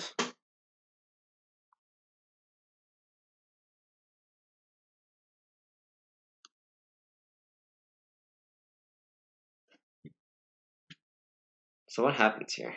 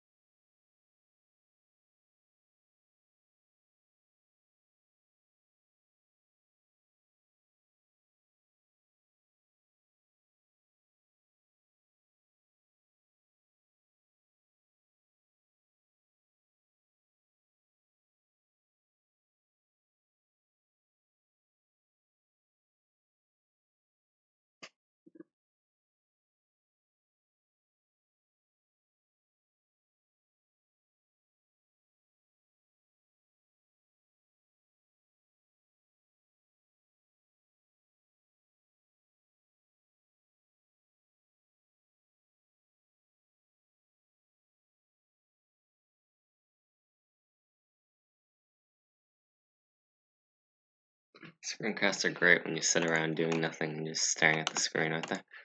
I would love to watch that. I don't even know what's interesting about this. I'm just kind of doing it. Maybe I should add a tiny timestamp here that says regretting my life choices, which I do.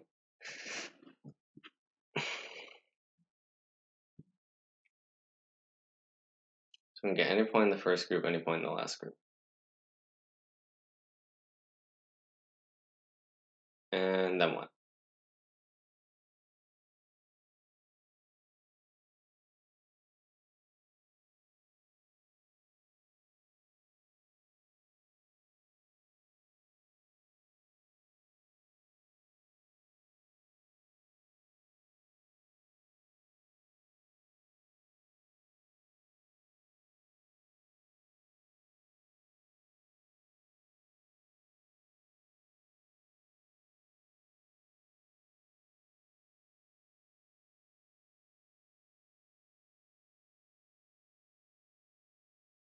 Maybe there's something here. Okay, so what I'm thinking is, what if we do like both front and back?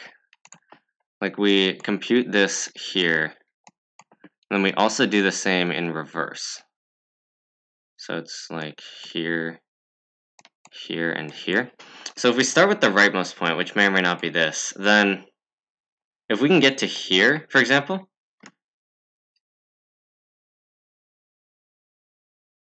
then it also means we can get to any point within this. And similarly, if we can get to here, then we can get to any point within this range. That feels interesting.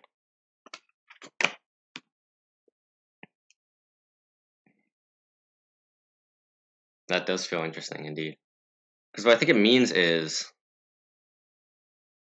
there's some cool going on here.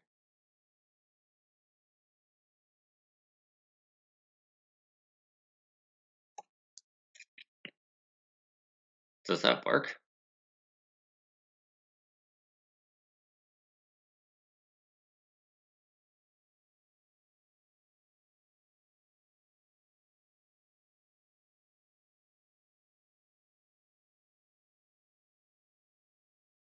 Well, I think it does, because actually, yeah, wait, that's just kind of it.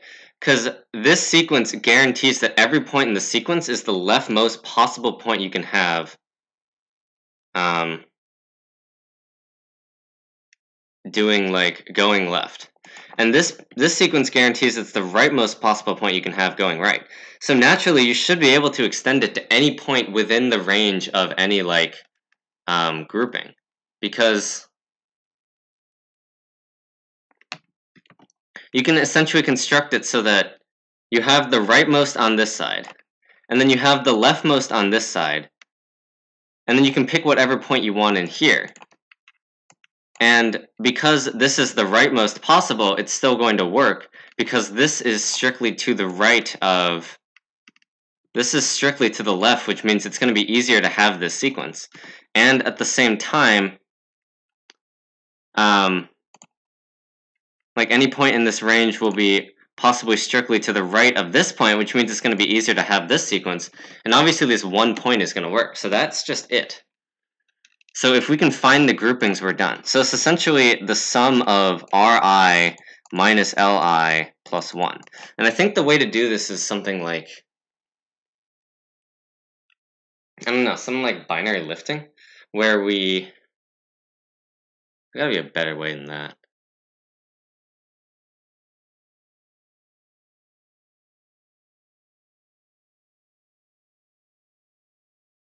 I don't really know. What I'm imagining is, I'm imagining a tree where, where's my mouse?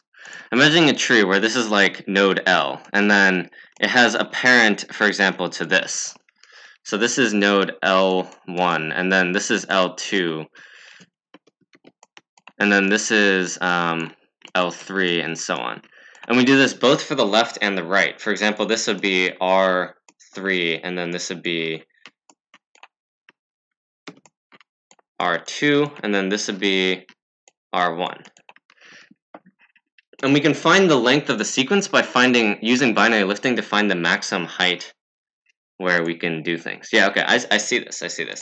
Let me implement, and after that I'll explain how this works, I guess. Close all this stuff. .-rc. Okay, so I'm going to paste in my template, but I don't actually need the LCA part. All I need is the binary lifting. And, okay, so read into n, cn to n to k.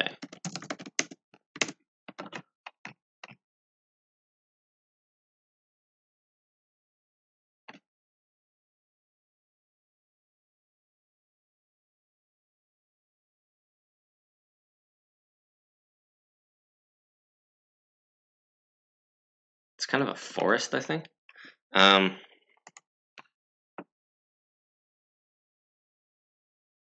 Int par. Make it long. For li equals 0, I equals n, I plus plus, par I equals 0, or -1. Now, okay. LCA, lift, left, right. And le dot init. How do I do this? I do n ri.init n. Now we do kind of 2 pointers. So LL point equals 0. For LL equals 0, I is less than n, I plus plus.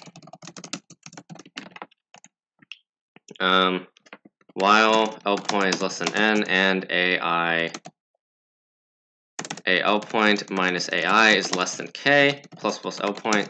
If L point is less than N, add an edge between par I equals L point plus left dot, left meaning to the left, and edge is going right, which is kind of counterintuitive, but that's the way I think about it, so I'm going to do it that way. Le dot add edge I L point. Did I just call it edge? I don't remember my own template. I haven't actually used this in a while, I think. Okay, so left, add an edge between I and L point. And yeah.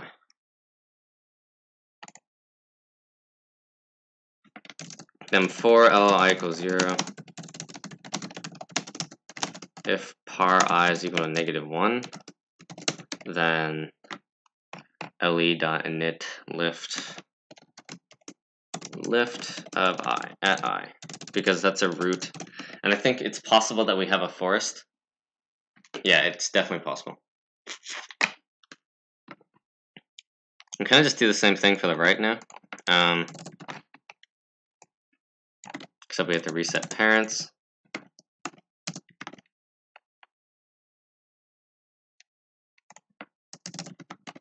R point equals 0, then for I equals n minus 1, I is greater than or equal to 0, I minus minus.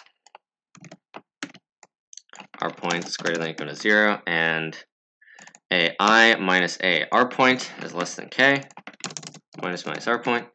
Then if R point is less than, if R point is greater than or equal to 0, par I equals R point, and R point, Ri, Ri. Perfect.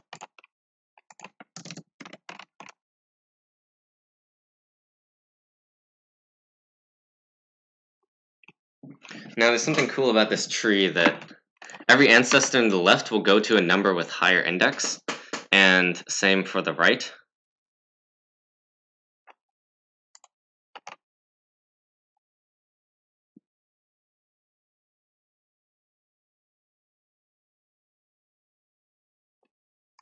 That's true,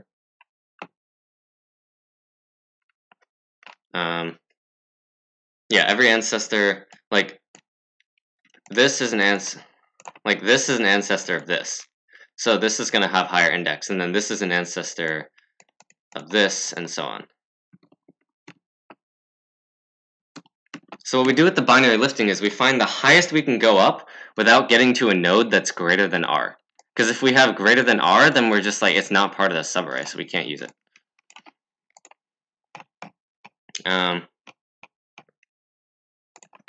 Vector LL sum. We can make this 0.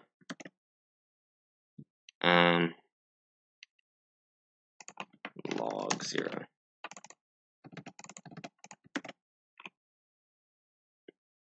Don't care about attach, we can get rid of that.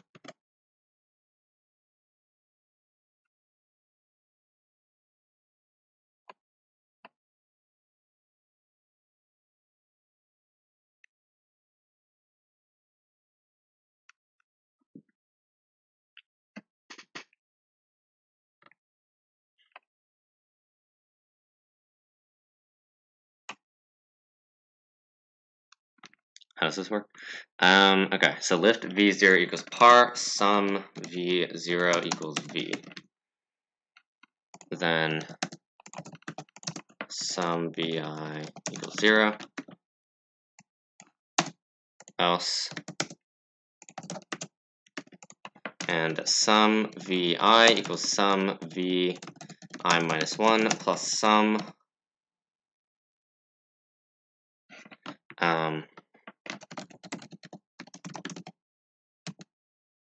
I minus 1. Kind of same binary lifting formula here.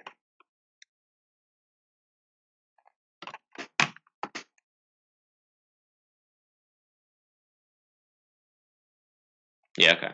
Now we can do get min int d equals 0. So we ignore k.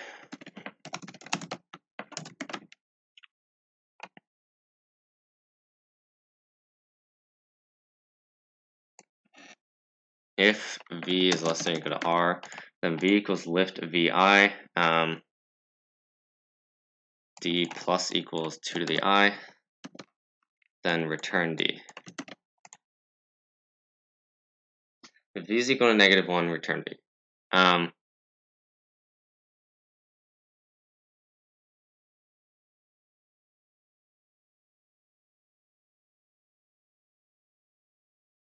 Right?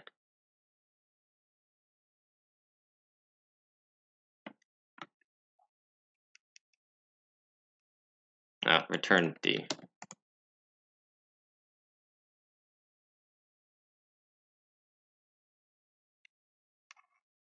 Wait. This should be lift vi is not equal to -1, and lift vi is less than or equal to r. Then we go up because we can, and then we add that to d, and then we continue. Okay, get sum.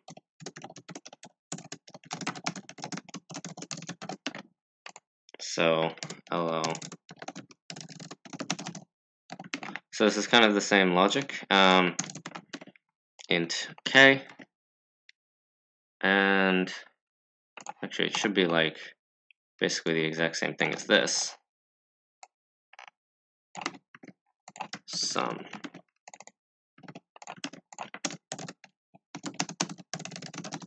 Sum equals 0.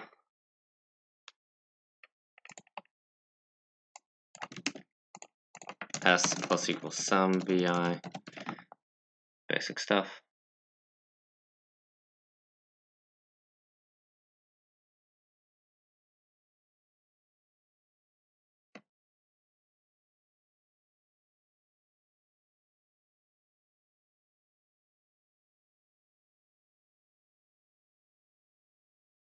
And we guarantee that this won't overflow the tree. Okay. Cool. So now we kind of just like do queries, right? Is that it? This feels like it's it.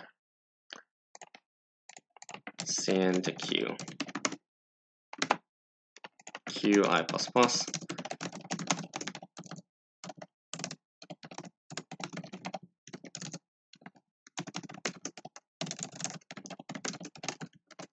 Get min LR. Now,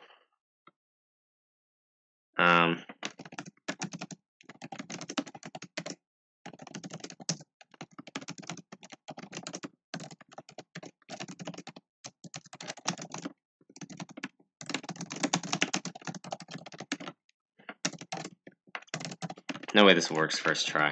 Probably doesn't even compile, but it does compile.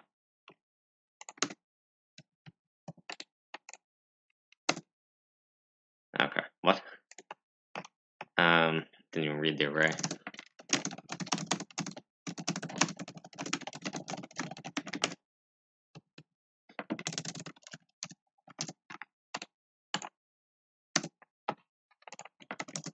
Segfault.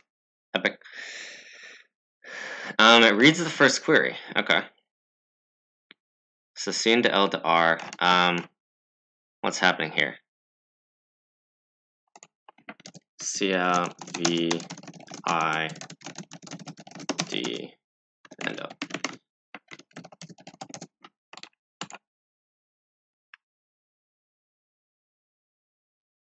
Huh? It's 302.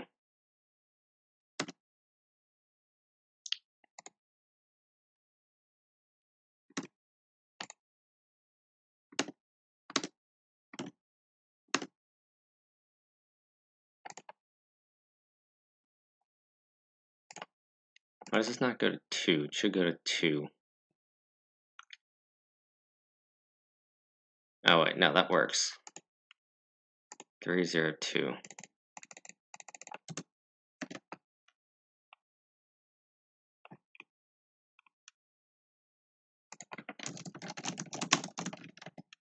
So we have the problem somewhere else.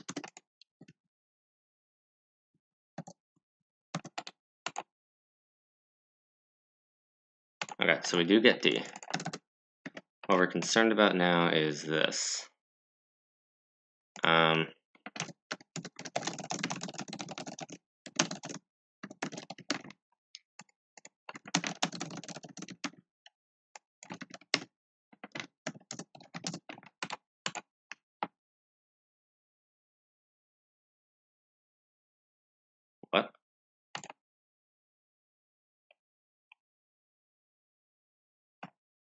Okay, see out VIS. We don't get to 0. Do we crash on 0?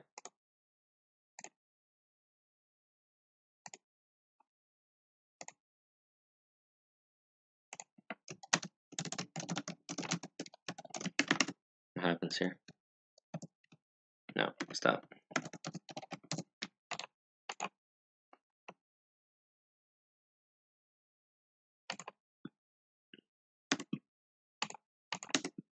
So K is 2 here. V equals lift V2. What's wrong with this? Okay, let's print sum. This feels like a very bad idea, because it's gonna like...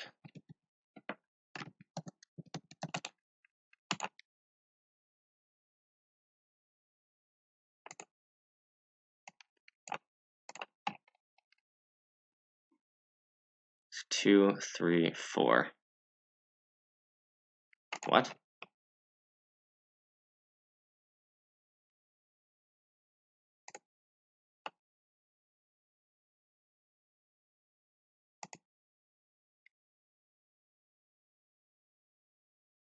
Okay, I don't get why it crashes. That's weird.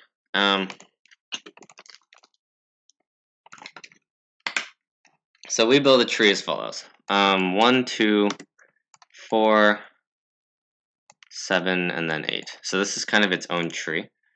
And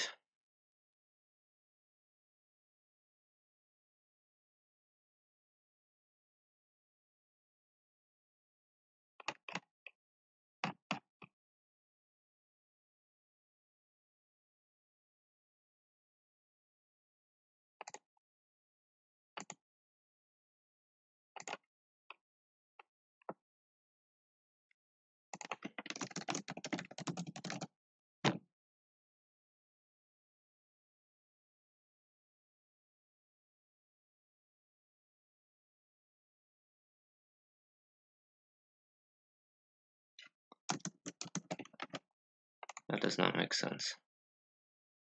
So 1, 5, right?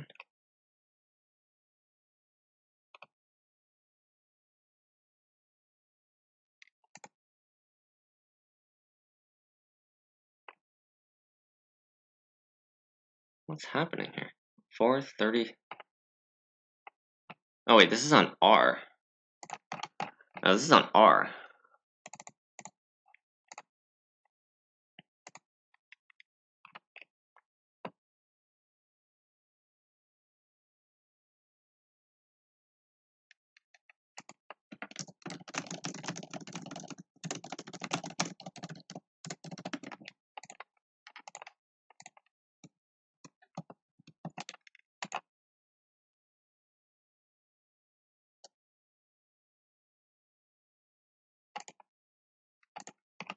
What edges are out of here? So we had 4, 0, 3, 0, 2, 0.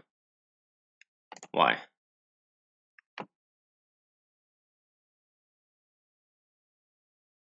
Oh my god. Did the edges wrong.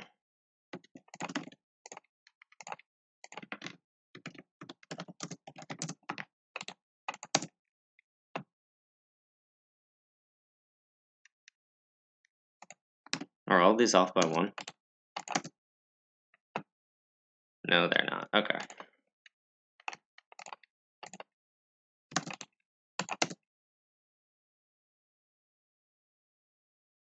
What's happening here?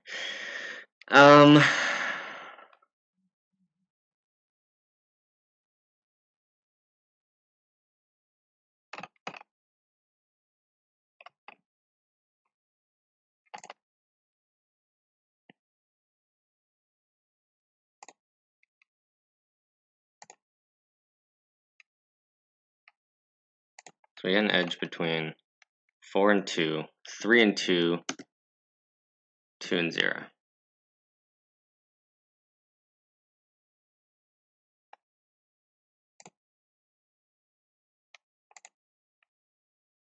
So what's happening?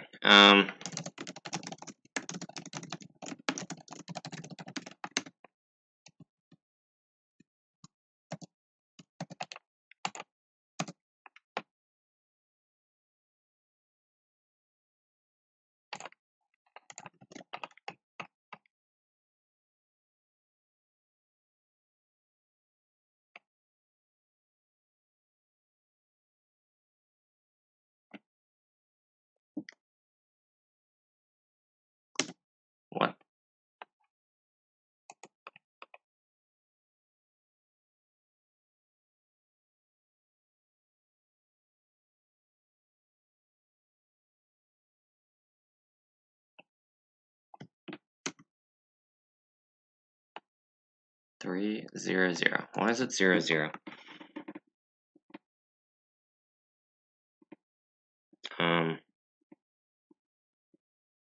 So it's sum vi minus 1 plus sum lift vi minus 1 I minus 1.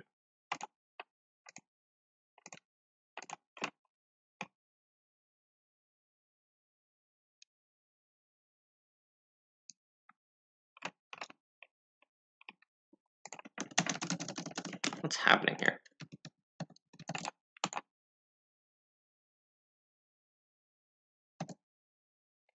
So 200.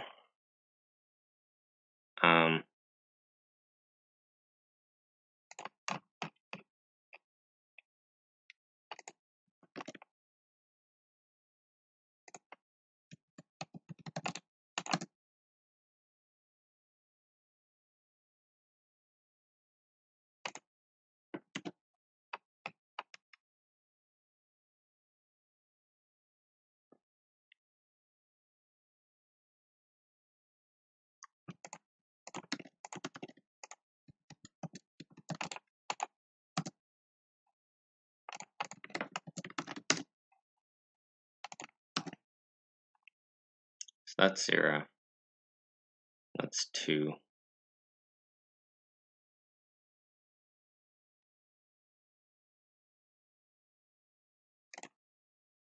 What's happening?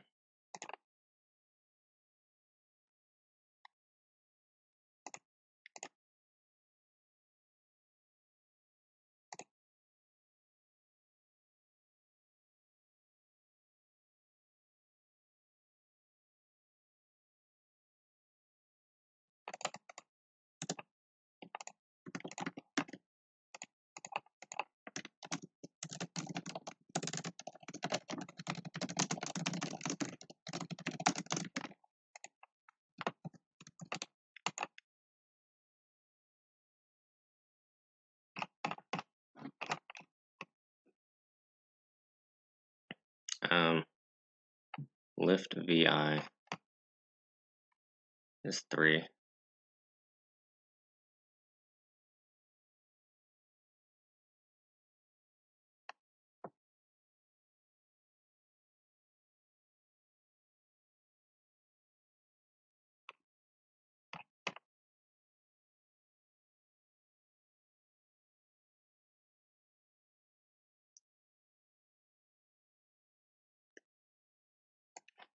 So I'm more interested in is this. Am I doing something stupid here?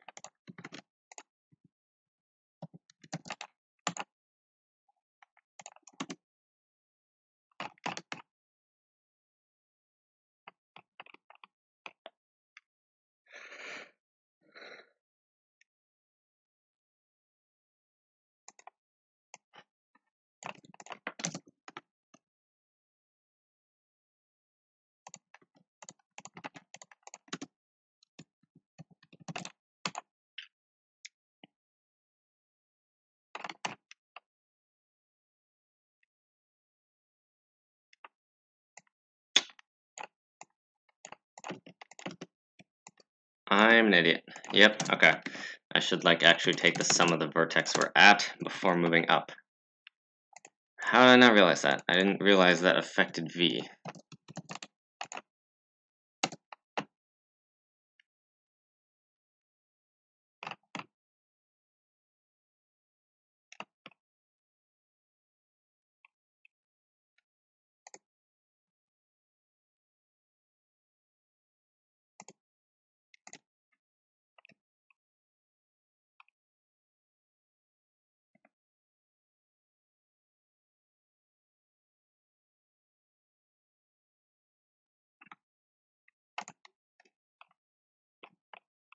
Okay, why is this still wrong now?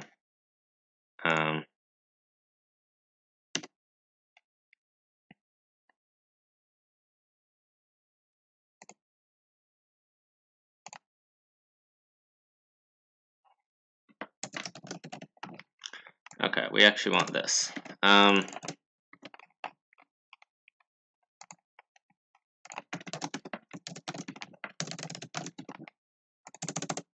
This is a cascade of stupidity right here. I'm pretty sure. So 2, 4. Okay.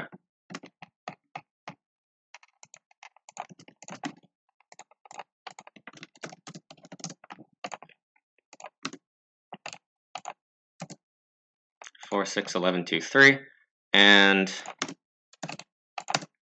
okay, 4, 2. All right, we're gonna clutch this. Are we gonna clutch it?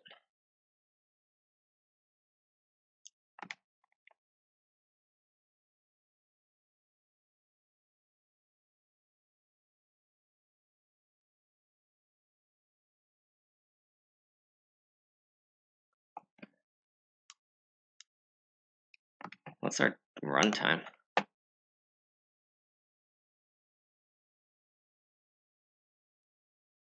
Nice. Okay, that was 3 seconds, so that's fine.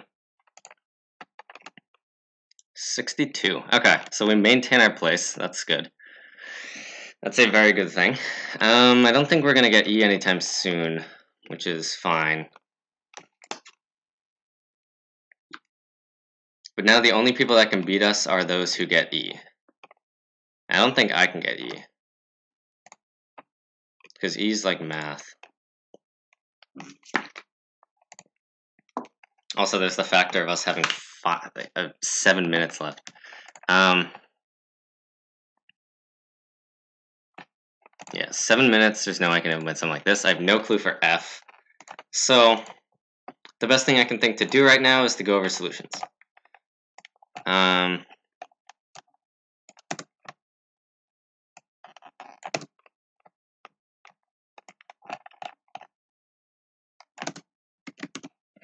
Okay.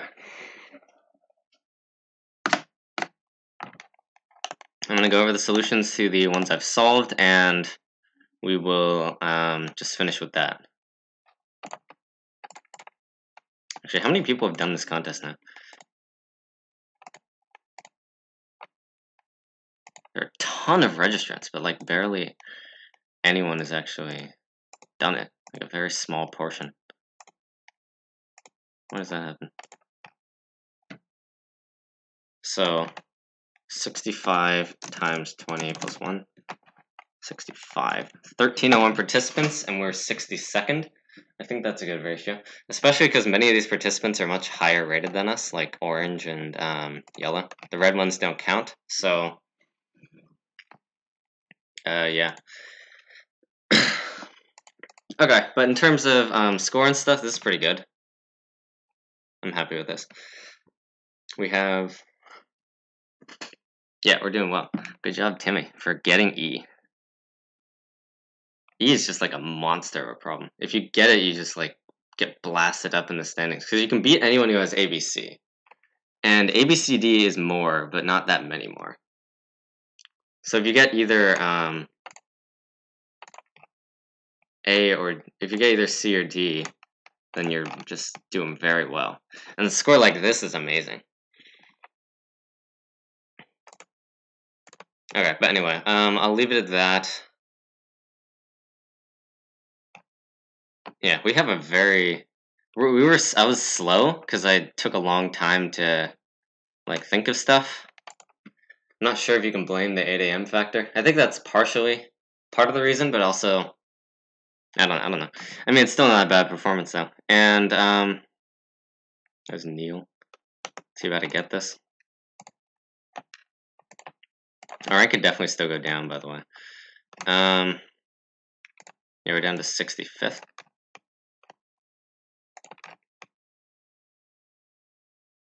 What happened?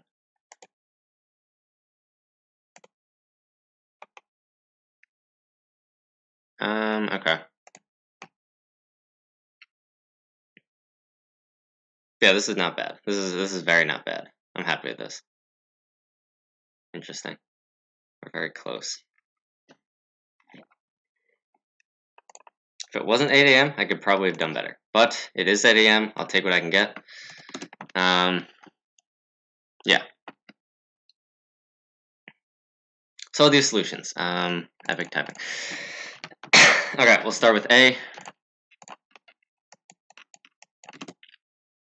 Obviously, I can't do solutions for E and F, so I'll just, I can't do those. So in this problem, you're given a set of endpoints, and all the points have both distinct x-coordinates and distinct y-coordinates. That is, every x-coordinate is unique, and every y-coordinate is unique. Specifically, they're permutations of 1 to n, which makes it kind of nice. And what you want to do is you have like these points on a 2D plane. And what you want to do is you want to find for each point the number of points that it can reach. Like, say you start here, and you can reach a point if either it has like both the x and y coordinates are greater, or both the x and y coordinates are less. So for example, this point can't reach this point because the x coordinate's greater, but the y coordinate is less. So both of them have to be greater, or both of them have to be less. So for example, this node can reach all of these, and all three of those nodes can only reach this node, or this point, I guess. And what you want to find out is for each node, where there are a lot of nodes, 200,000, how many points can reach?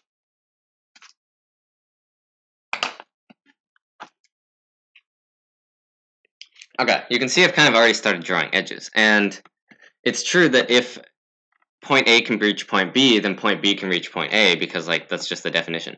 If x1 is less than y, if x1 is less than x2 and y1 is less than y2, meaning that x can reach like point 1 can reach point 2, then if you just flip these around, x2 is greater than x1, y2 is greater than y1, so they can reach each other. And the same goes for greater than. It's, yeah, simple casework. So what are these components? So basically these points are going to form connected components. And all we're asking is we want to find the size of the component of every vertex. How do we do this? Well,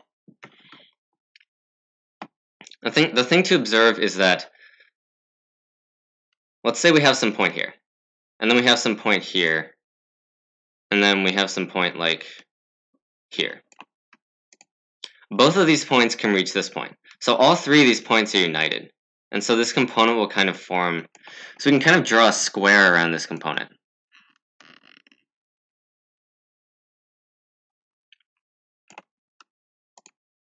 Okay, and everything in this range will be part of this component. Everything in this range will be part of this component, and everything in this range will be part of this component. So if these 3 points x coordinates are consecutive, for example 1, 2, and 3, then we're only interested in this range that this point forms, specifically the minimum in this component.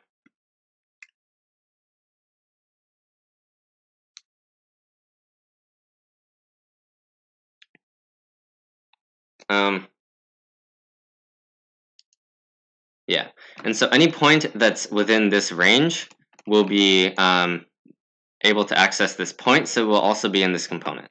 However, these points will not be. So what does this tell us? Well, we can think about kind of a different structure. Let's only make these 2 points. Which points are going to be in this component? Well, any point to the left that's less than this, that's in this range, will be part of this component. Any point to the right in this range will be part of this component. So basically the only points that aren't going to be in this component are basically like kind of like diagonal to them. But this gets more interesting. Say we have some point like this in this component, and then we have some point like this, for example, that's in this range. Then this point can access this point, and this point can access this point. So now this whole thing is a component. And so the component gets bigger.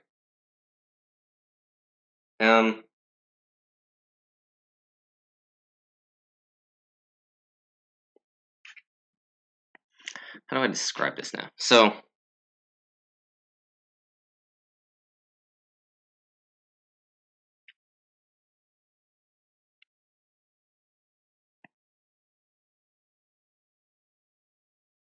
okay.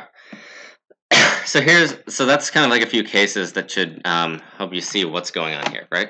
So now notice this. These 2 points are in the same component, obviously. And this entire vertical range is covered by the area of like reach of these 2 points. Which means that if there's any point here that's not in this component, well, that can't exist. So observation 1 is that all components are contiguous. If you imagine sorting the points by x, all components are contiguous. That's observation 1. Okay. Now let's think about the left component, right? So if this is the leftmost, nothing's going to be on this side. So because all components are contiguous, the next point has to be in this range. The next component has to be over here. And then once we finish off this component, which is also contiguous, then the next component has to be over here. And the next component has to be over here, and so on. So what this all means is that the components... I erased the problem. Okay, I'll just leave this then. The components are going to form shapes like this. It's going to be... yes, they will be squares. Because it's a permutation, these are going to be squares. So it's going to be a bunch of squares along this diagonal, essentially. And so this point is going to have all the points between n to n minus k. And this component is going to have all the points between like m minus k minus 1 to n minus hjk, like j. And then this is going to have n minus j minus 1 to n minus I, etc. You can keep making up variables, right? But this component is going to have the last n points. And it's going to have all of like the suffix, basically. So if we have some component, like let's say we have n equals 4, and we have some component with 2 and 4 in whatever order. That means maybe we have something like, actually the order does matter. So we have something like this and something like this. Then we know we're going to have some 3 that's going to come after. And so eventually this 3 is going to be united with this point.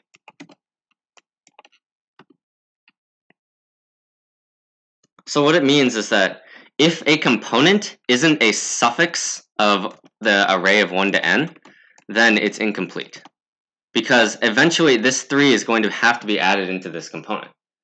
However, if it is a suffix, then let's say we have something like this, or something like this even, whatever works, then nothing else can be added into this component, because the reach of this component to the right is this, and we already know that all other points are going to be in this range. So a suffix, or a component is like complete, we've filled the whole thing, if and only if the arrangement of the... You can arrange the vertices so that it forms a suffix of the array 1 to n. So with that in mind, that's kind of the easiest way to implement this. So what I did was, say you have an array of 1, 2, 3, and 4. And we're going to add in the nodes one at a time in order of increasing x. And we're going to check at every point if it forms a suffix. If so, we're going to mark that this is the end of this component. Everything in this range is a component, and now we move on to a new component. Then once we hit a new suffix, say over here, everything in this range is a component, and we hit a new component, and we just keep going until we reach the end. Like, necessarily, the final, like the whole array is a suffix. So we're automatically going to hit a component at the end of the array, because the whole array is a suffix of itself, because it's the array. Yeah.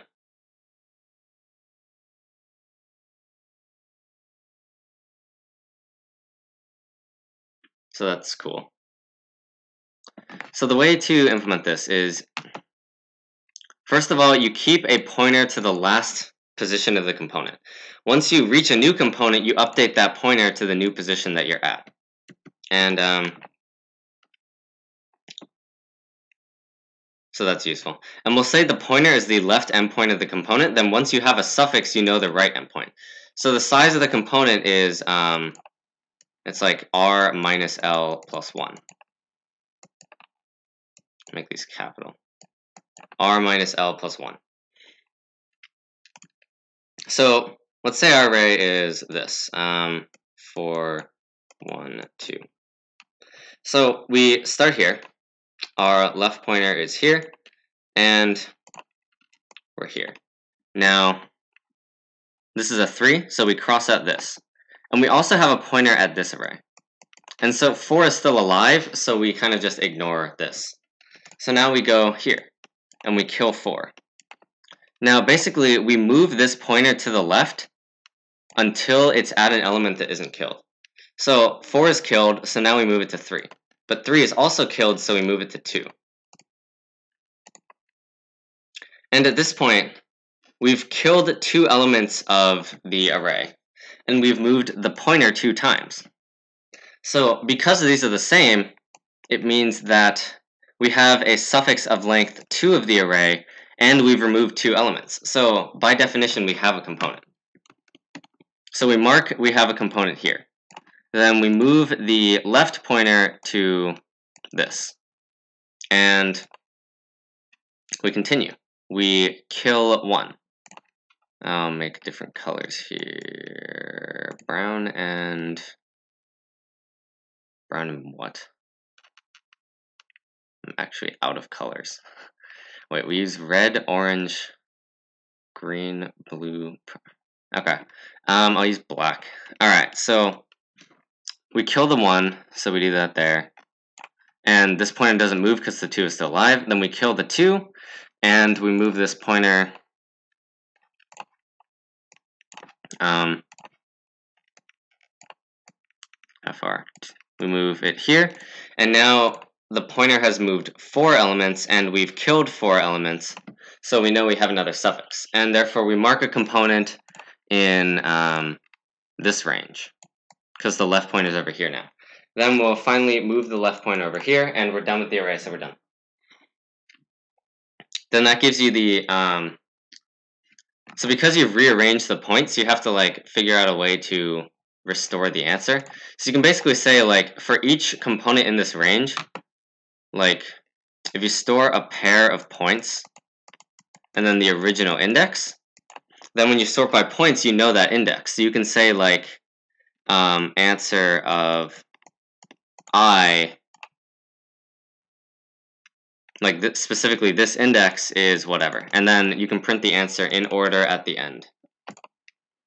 Yeah, that is A, both idea and implementation. So I'm going to check my standings again, just to see. Okay, 60. Are you kidding me? Are you kidding me? Seriously, 1 away from 69. Oh my god. Are you kidding me? I'm so mad.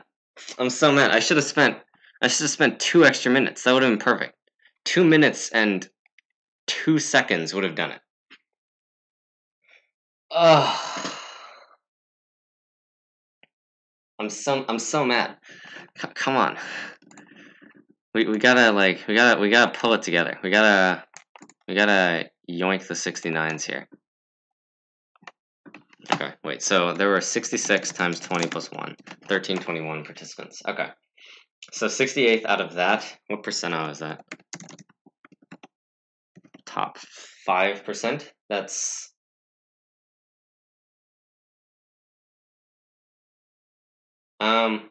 let's see, if that were code forces, that would be bad.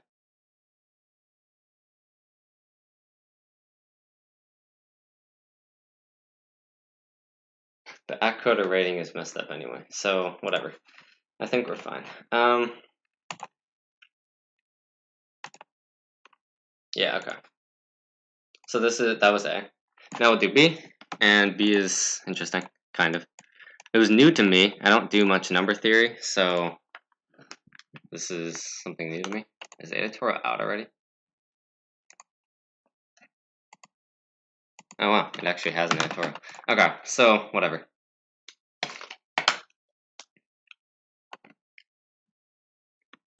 Here's B.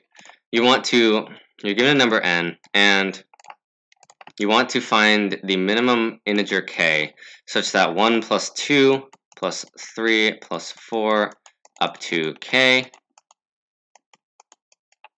is divisible by n. So we'll say this. We'll say n divides this value if this value is divisible by n. So this is n. This symbol means divides, essentially. And I think that's what I remember.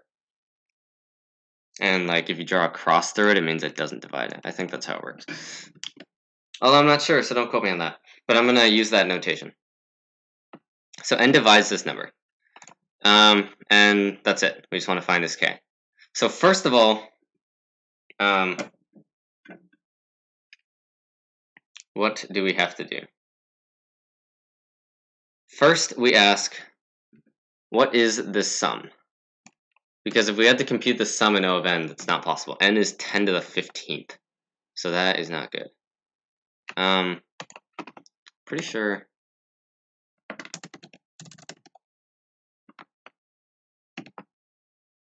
Where is this? I want to load the AtCoder thing again. Oh, it's just index.html. Okay. So I want to check the complexity of this. It's log.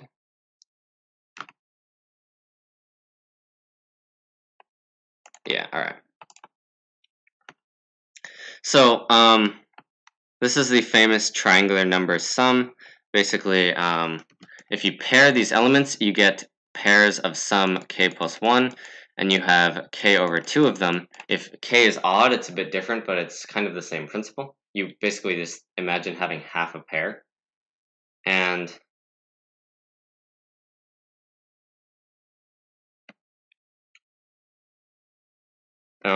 like half a pair for the middle element. And so the sum is naturally k plus 1 times k over 2. Normally written as k times k plus 1 over 2, it really doesn't matter. So we want n to divide this.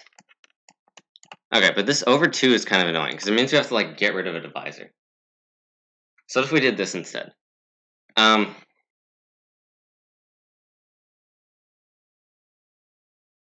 If we multiply both sides by 2, then this is still, if this was true before, this is still going to be true, because we add the exact same divisor to, or we add the exact same prime factor to both sides. So if you think about it in terms of prime factorization, it's equivalent to just like multiplying on both sides like a normal equation. So we can also do it in this sort of division property. So we can say 2n divides k times k plus 1. So now this is slightly easier. It's less annoying, at least. So we can work with this.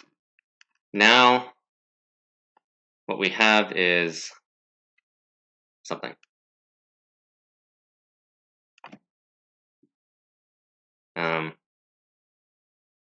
Yeah, something indeed. Okay, n is 10 to the 15th, not something like 10 to the 18th. So there's some stuff we can do here with like some stuff. You know, some stuff.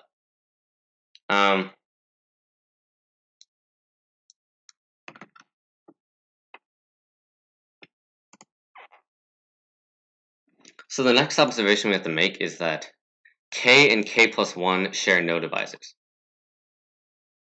Anything divisible, any divisor of k is strictly not a divisor of k plus 1, except for 1, I guess. But here's basically why. Let's say a divides b if b mod a equals 0.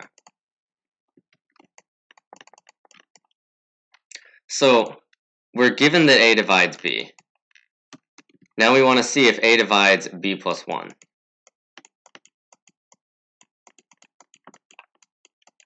So we also know that b mod a equals 0. So then this is kind of just applying the same formula. If b mod a equals 0, b plus 1 mod a is equal to 1, which is not 0 unless specifically a is 1. And so this means that for any divisor, any value of a greater than 1, if it's a divisor of k, then it's not a divisor of k plus 1. And the same goes both ways. You can subtract 1 and it'll be the same thing. So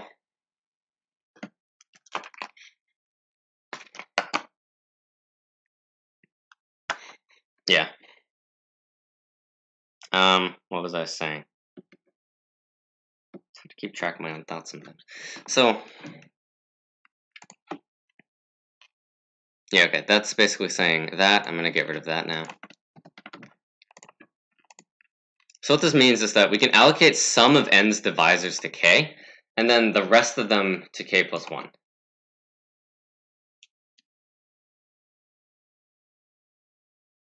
So it's kind of known that the number of divisors of n is like bounded by some number on the order of cube root n or something. So if we can solve the problem for every divisor of n, it's like 10 cube root of 10 to the 15th, which is 10 to the 5th, so that's fine. All we have to do is solve the problem efficiently. And the way we do that is, well, okay. So let's fix some x, where x divides 2n. Then we're going to say that k is divisible by x. And then all of the other like divisors of n we have to carry in k plus 1. So if we can just solve this problem for specifically k divisible by x for all x, then we can be done.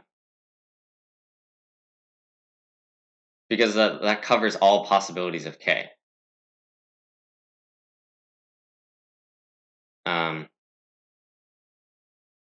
Yeah.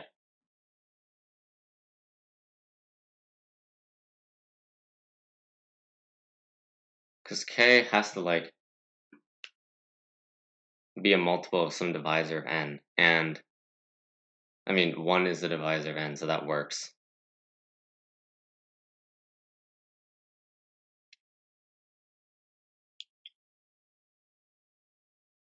Yeah, I suppose it just does. Okay, so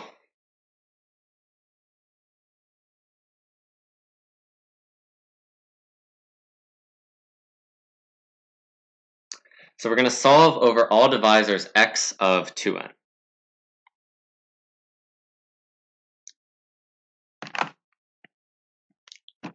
That works, right? I mean, it gets AC,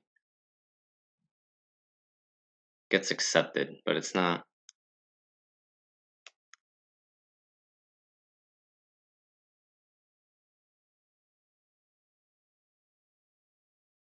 Yeah, it has to be like correct. Because we find the minimum possible value for all of those. And it doesn't make sense to fix k as the multiple of some non-divisor of n, because that's kind of just the equivalent of making it the multiple of 1 or something, which is not very helpful.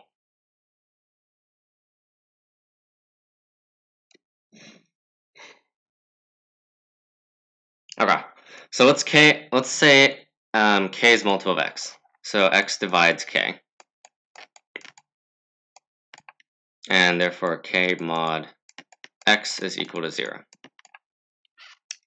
Now what does this mean for k plus 1?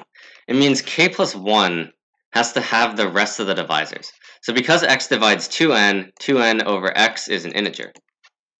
And all of the rest of these numbers have to be contained in k plus 1. So k plus 1 has to be divisible, k plus 1 has to be divisible by 2n over x. So we also have the condition 2n over x divides k plus 1. And that means k plus 1 mod 2n over x is equal to 0.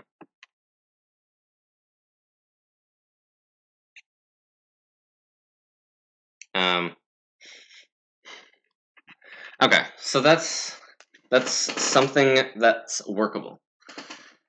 And so now we can kind of manipulate this a bit more. Let's subtract 1 from both sides.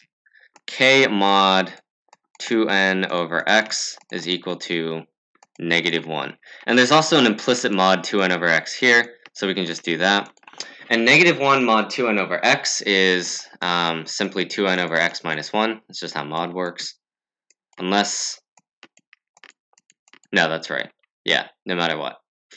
So now we have k mod 2n over x is equal to 2n over x minus 1. So let's extract these conditions. K mod x is equal to 0. And k mod 2... Oh, come on. K mod 2n over x is equal to 2n over x minus 1. Okay, these are 2 conditions. And basically we have 2 remainders. We have 2 remainders and 2 modulos. So I think you kind of just have to know this concept, or just browse through the AtCoder library, which is actually what I did to see that this exists. Basically, you can find the minimal k through direct application of what's called the Chinese remainder theorem, which is essentially solves this exact problem. Given some set of modulos and some set of remainders for those modulos, it finds the minimum solution. It finds the minimum k that satisfies all these equations. So this is literally all we need. Like, we just, at this point, we're ready to just plug this into the library and be done. So that's what we do. And then over all divisors x of n, if there's a solution, we take the minimum k over all solutions, and that's just it. Yeah, again, I figured this out by staring at the AtCoder library and seeing if something existed. Because I kind of forgot, I've never used Chinese remainder theorem before this, so I'm sure some of you haven't either. So, yeah, sometimes it just helps to like look through what's possible and see what exists. Okay, check the standings again. Have rating changes come out? Where am I right now? Oh wow, 2584 performance. Nice. Okay, that's pretty good. And we shoot up to 1926, so we should be able to can probably get yellow next contest so we don't screw it up. This contest was very clutch though. Like, okay, I kind of remembered some other USCO problem that was basically the exact same thing. So that was why I solved it so fast and got the idea so quickly. B, I literally just, I had no idea what I was doing. I randomly made this equation for him, and I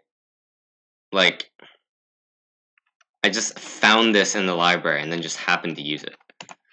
C, I just played around with min cost flow until it worked.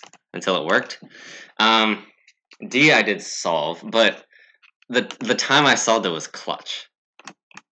It was like 1:42:20, so we had 7 minutes and 40 seconds left, which is not ideal for what I want.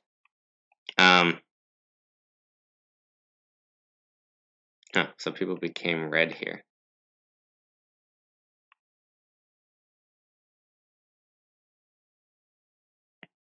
Nice. Alright, I'm proud of this. This is good. This is a good performance. I did not expect to get orange, honestly. I expected to do worse, but yeah, that is good. That is nice. Wow, Timmy's almost 2,000. Nice. That is also good. So far, we've been just killing this. Been killing on this account. Anyway, enough of that. Why did I close C? I don't know why I closed C, because I still have to go over it. Okay, we'll finish off the solutions.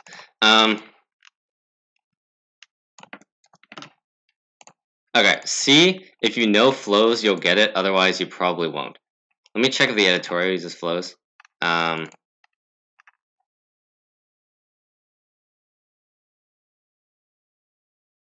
Yeah, indeed it does. So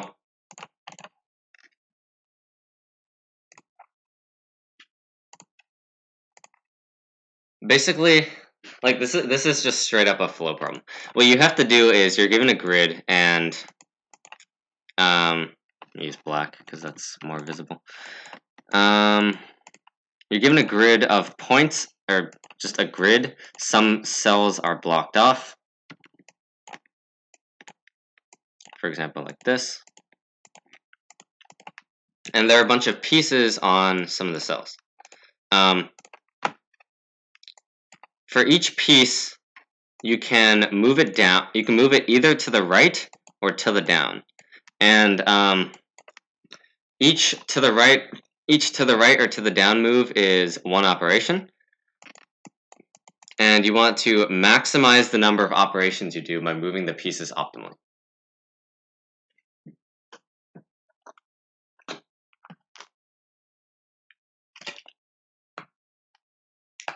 Okay, so I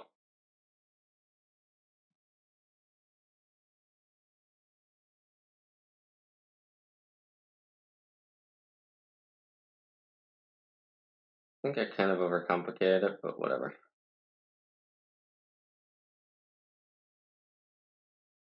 This is like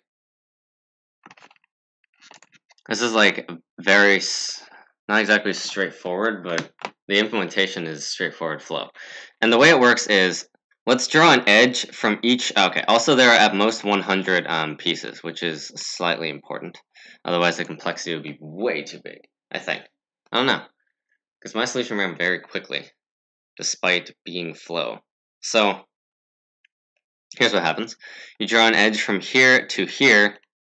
You draw an edge from every node to every other place it can reach.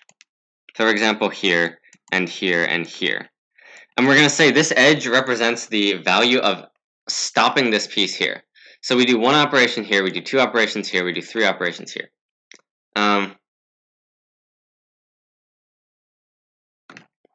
And let me check something. I want to see if this is actually possible. It can be negative, right?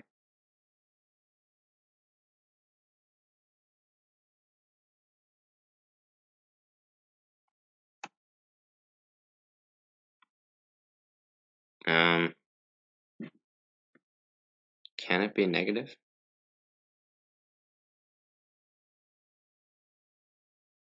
X be the maximum cost among all edges. Oh, it can't be negative. Okay, that's fine. I guess that wouldn't really make sense. So we can think about it like this. So if we think about it also like a graph, right? We're going to draw a node for each piece, and then imagine like drawing a node for every single available cell. So for example, these 4 will be the first row.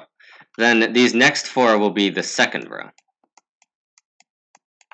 Then this will be this one, and this will be this one. And then these last 3 will be the last row. So there's a lot of these, right? Now if we think about these like tokens 1, 2, and 3. This is a sucky example because it's so big, but whatever. I'm going to get rid of this because it's kind of confusing. So 1, 2, and 3. Now we draw an edge for every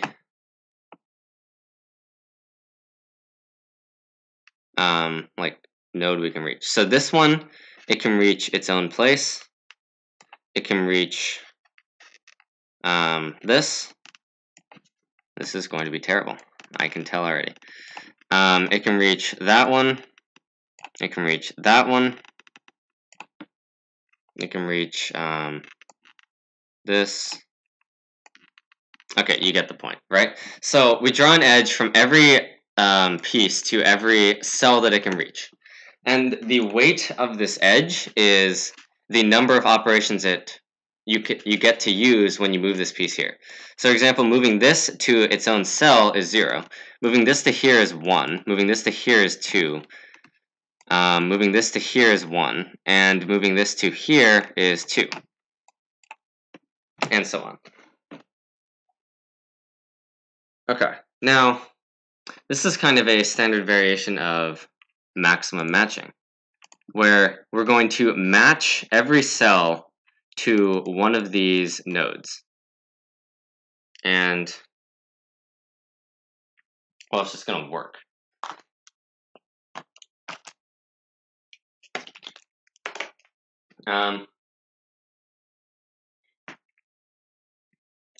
So the problem of maximum matching can be solved by also flow, basically.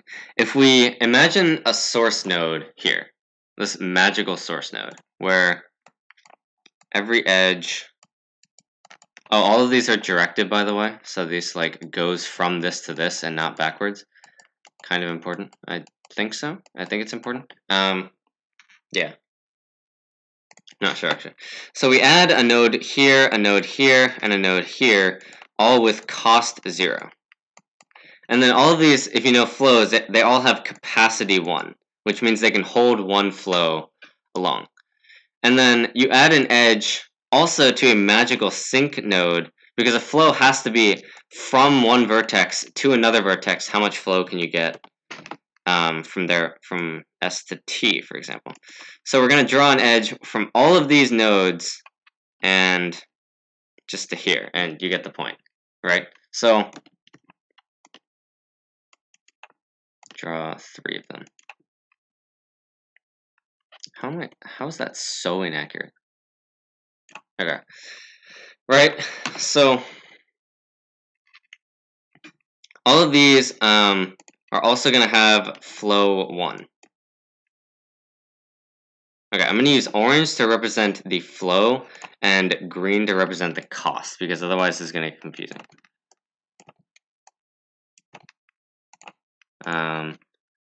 0, 0, 0. And these all have flow 1, and these all also have cost 0, because it shouldn't matter which one of these edges you take. And similarly, these are also going to have flow 1, although it doesn't actually matter how much flow they have, because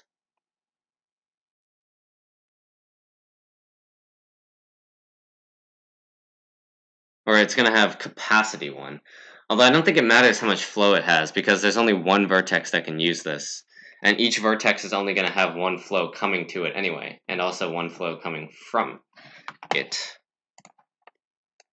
Yeah, that makes sense. So, but we'll just say these have capacity 1 for convention. They should have at least 1, definitely. If they have 0 capacity, it's stupid. So,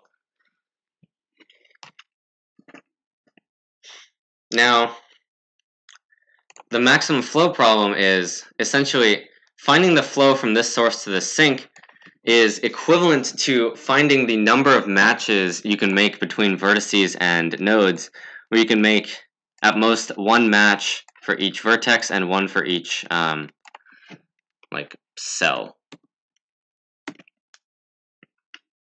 And yeah, so that, and the reason this is equivalent is because it's basically asking, the flow problem is basically asking how many edges can you take where each edge is going to span this. And the fact that there's flow 1 going to this node and flow 1 coming from this means you can only use every node and every vertex. What? You can only use every node exactly once.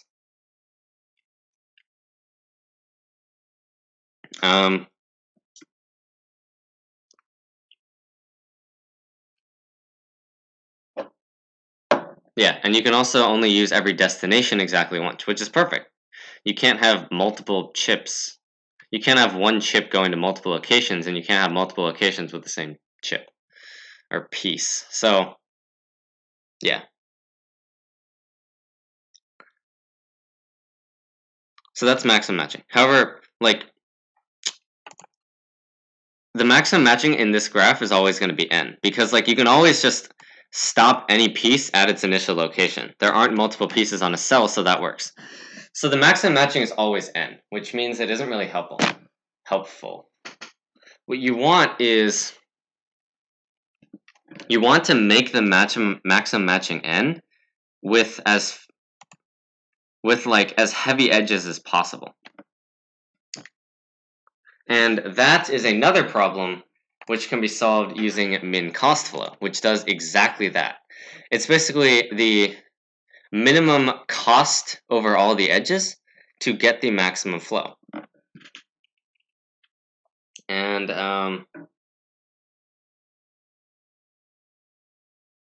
yeah. So the problem is the problem is to solve the problem we need the maximum, and we want, but min-cost flow will give us the minimum. So a standard trick we can do is just to make all these negative, right? So 0, -1, -2, -1, -2. But that doesn't work because, for example, the AtCoder template doesn't let you do that. It has to be greater than or equal to 0. So I think it might screw up the algorithm to have negative costs. I think that's why they impose that constraint. So that's fine. But how do we do this then? Well, what we can do is we can say, how much worse off are we from going, for example, here instead of here with this piece? And the answer is, we're at a relative loss of -1.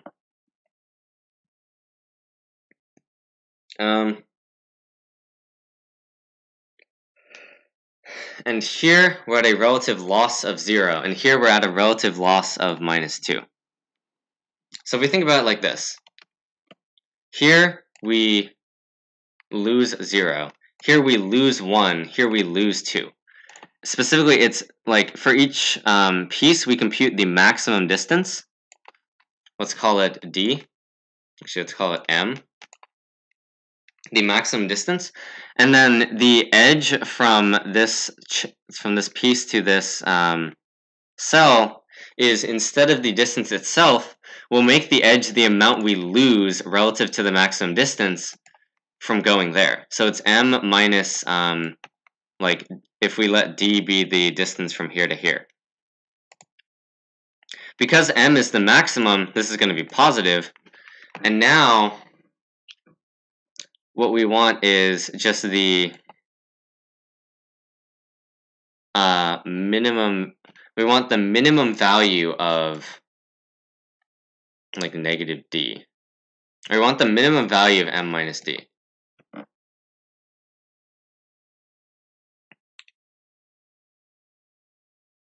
Because m minus d is this penalty that we get. Okay, so once we do, so this is fine then.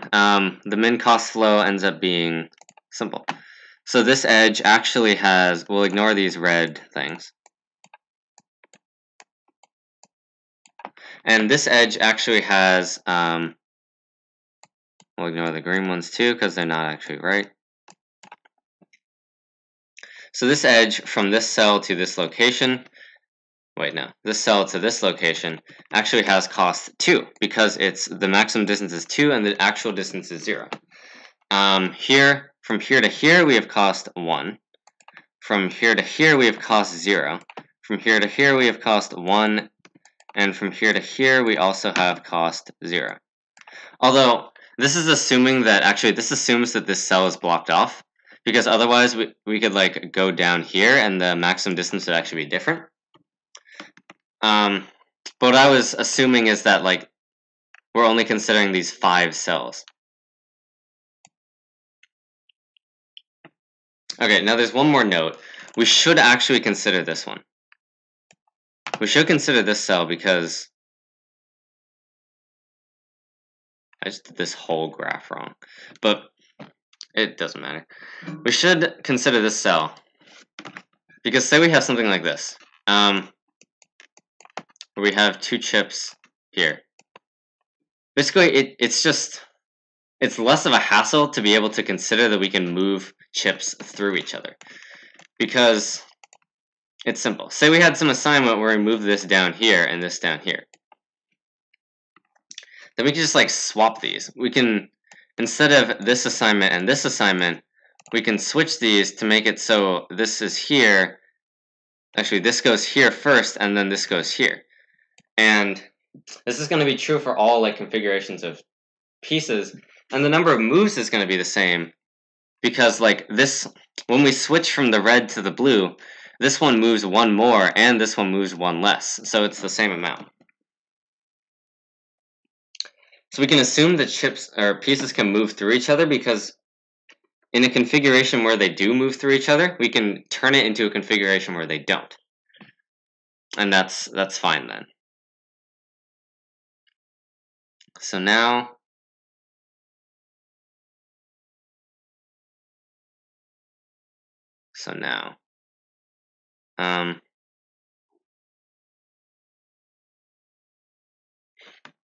so that's basically it. We just find the min cost flow over this graph, and then the answer is we actually want the sum of d, the sum of distances, because that's the number of operations we do. So we can turn that into the sum of m minus d, because we can easily get the sum of m, and the sum of m minus d is what we find by the min cost flow. So these are two separate things.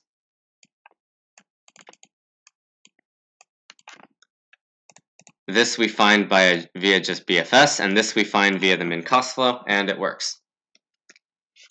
Yeah, okay, that was long-winded. I am sorry for that.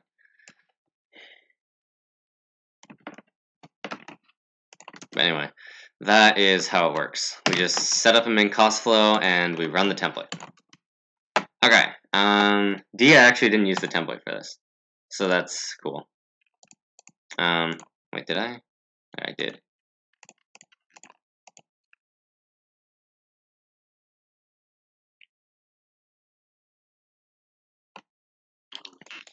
So this is D, and the way it works is we have a bunch of points on a coordinate plane, specifically on the x-axis, so just like on a line. And we also have a number k, and we're asking, consider any subset of points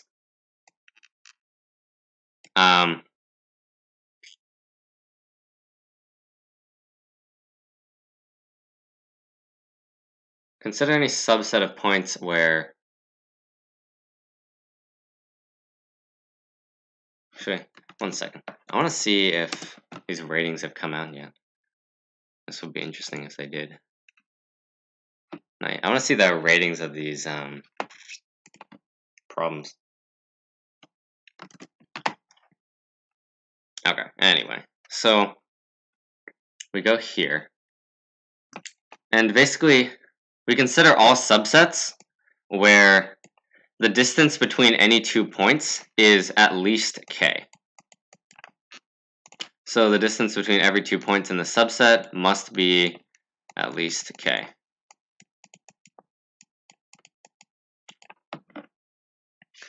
Of all these subsets, okay, this is not the scale, by the way. Of all these subsets, we consider only the ones of maximum size. That is, if there's another point that we can stick into the subset, like for example over here, then this subset we don't care about. We only care about the ones that are as large as possible. And if there's some subset of size like 5, but there's no other point we can add to this, then this is still invalid, because we only care about subsets with size 5. So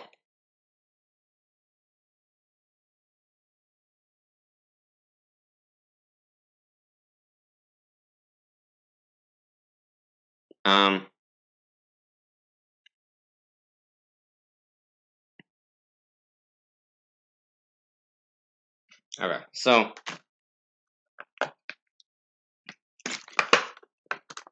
the way this is going to work is we're given a range L and R. So we consider only the points in this range. Then for all of those subsets where the distance between any 2 points has to be at least k, for all of those subsets, like considering all of those subsets, we want to count the number of points that can be in at least one subset. So for example, say all of these distances, say the distance between all of these points was exactly k. Or exactly, exactly k over 2, and k was even. So then we could start here. We can't jump here because it's only k over 2, but we can jump here because it's 2 times k over 2, which is k. And by the same argument, we can't jump here because it's k over 2, but we can jump here. So the best subset is of size 5.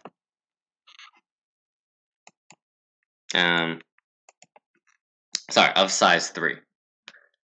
Which means that if we start here, for example, we can go to here, but we can't make a subset of size 3. So we're screwed. This is the only possible subset, which means these 3 points are in at least one subset, but these 2 points aren't. And so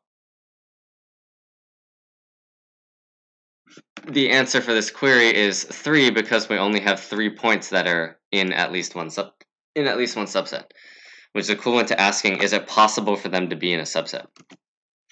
And what they say is they want the size of the union of all good sets, which is essentially you take all of the points, you take all of the subsets, and you just like combine them together, and any point that's it's an equivalent definition basically.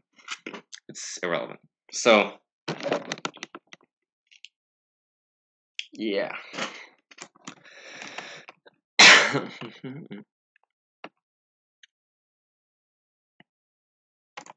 So keep saying so. I'm saying so a lot. What do we do here? That is what the so is about.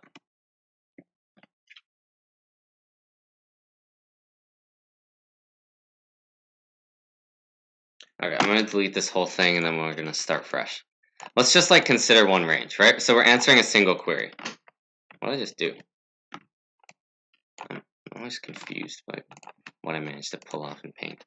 Okay, so let's say we just have like a ton of points. I don't know. Here, here, here.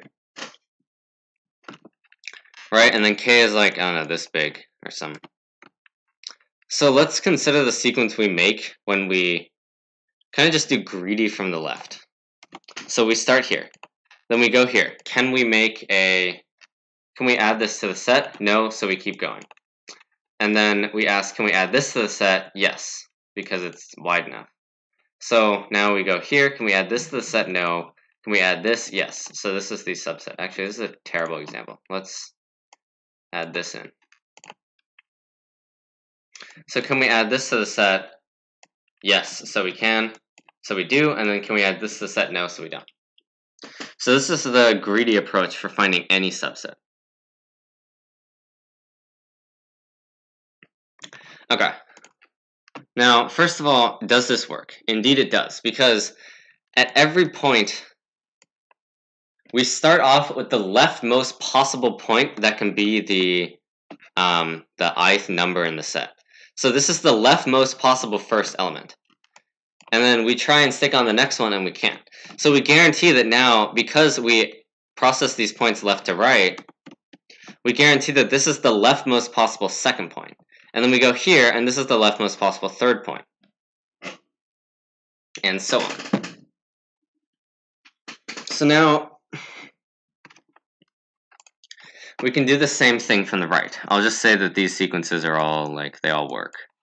So we have 3 here, and, 2 here and 1 here. Now, this is the rightmost possible last point.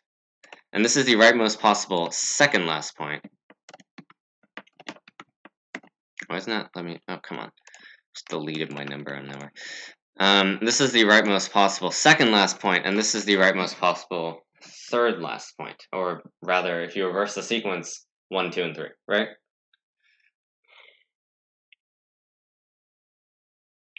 Okay, there's some cool things about this configuration. One is that, so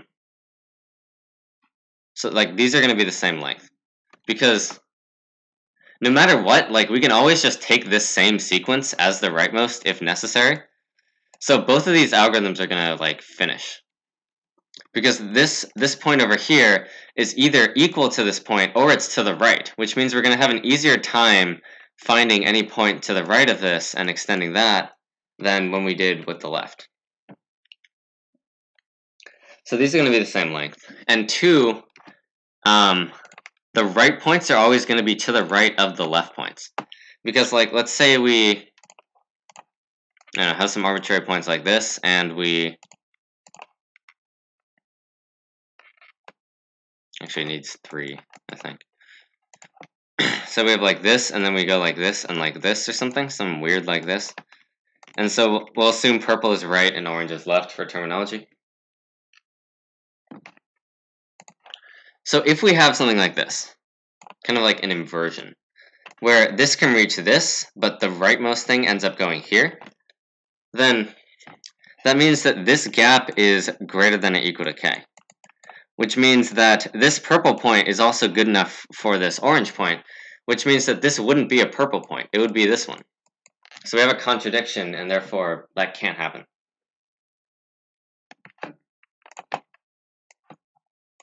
So we can consider the sequence like this, where we have L1, L2, L3, up to some k, where k is the maximum size of the subset.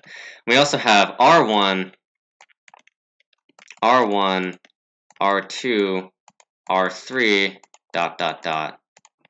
RK, where both k's are the same, and for each I, Li is less than or equal to Ri.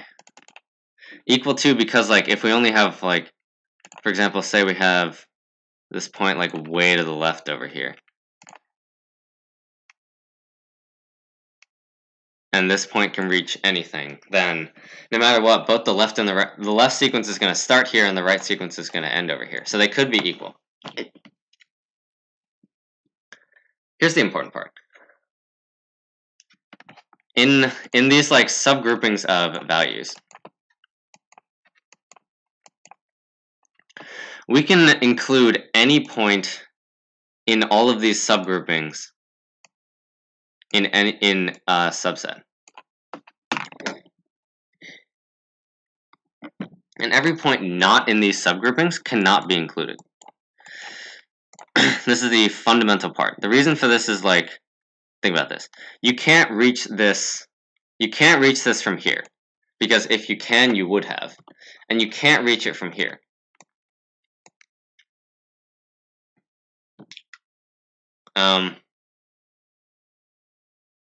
Which means both the rightmost and the leftmost sequence skipped over this point. So, well, let me draw this in blue so it's more clear. Both the rightmost and the leftmost sequence skipped over this point. Which just means that, like, there's nothing you can do with this. Because to be able to include this point in the sequence, say you wanted to include it as the first point, if this was 1, then you can't match it with any of these points, because you already know you can't match it with this one. And so you would have to match it with some point over here, and then you would have the same argument. Eventually, you wouldn't be able to match it on the end. There's no point over here because this is the rightmost point. So this sequence is going to be of, like, length less than you want. And you can make the same argument to the left. If you wanted this point to be, say, the second point, then you would have to match it to some point over, because you already know you can't match it to this, otherwise you would have. So you have to match it to some point over here, and that doesn't exist because this is the leftmost point, by definition. We started with that. So this argument applies for all points that are not inside one of these ranges. And any point inside one of these ranges can be used. Here's why. Say it's on the end, right? Then we can just literally replace the leftmost point with this and be done. Or we can, no, sorry. We can replace the rightmost point with this, and it's more to the left, so it just works. We can replace the rightmost left point. Yeah. And similarly for here, we can just replace this point with this one, and It's strictly more to the right, so we're happy. Now we think about the middle. Let's say we were to put this point here. What can we do?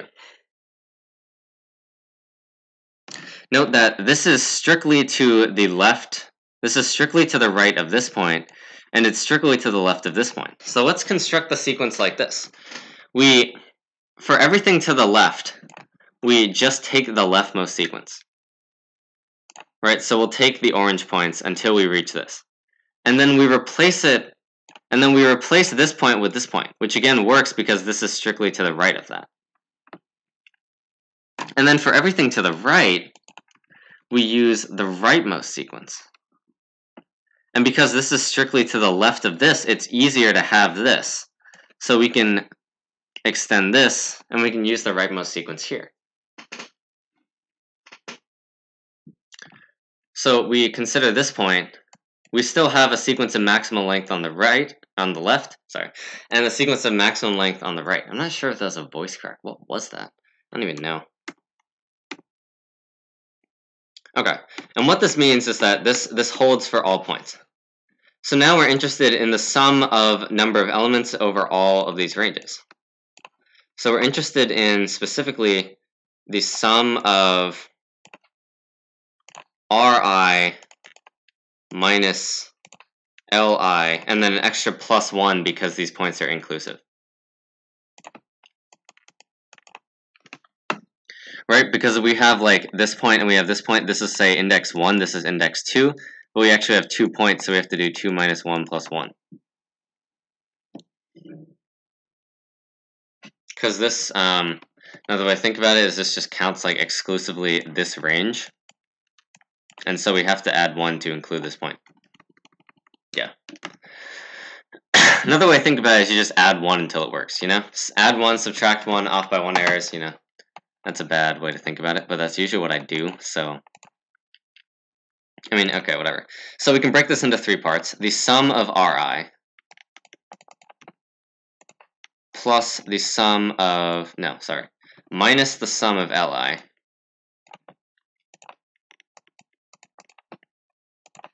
and then plus the sum of 1. All 3 of these are like difficult to compute in their own ways. The sum of Ri and the sum of Li is basically the same.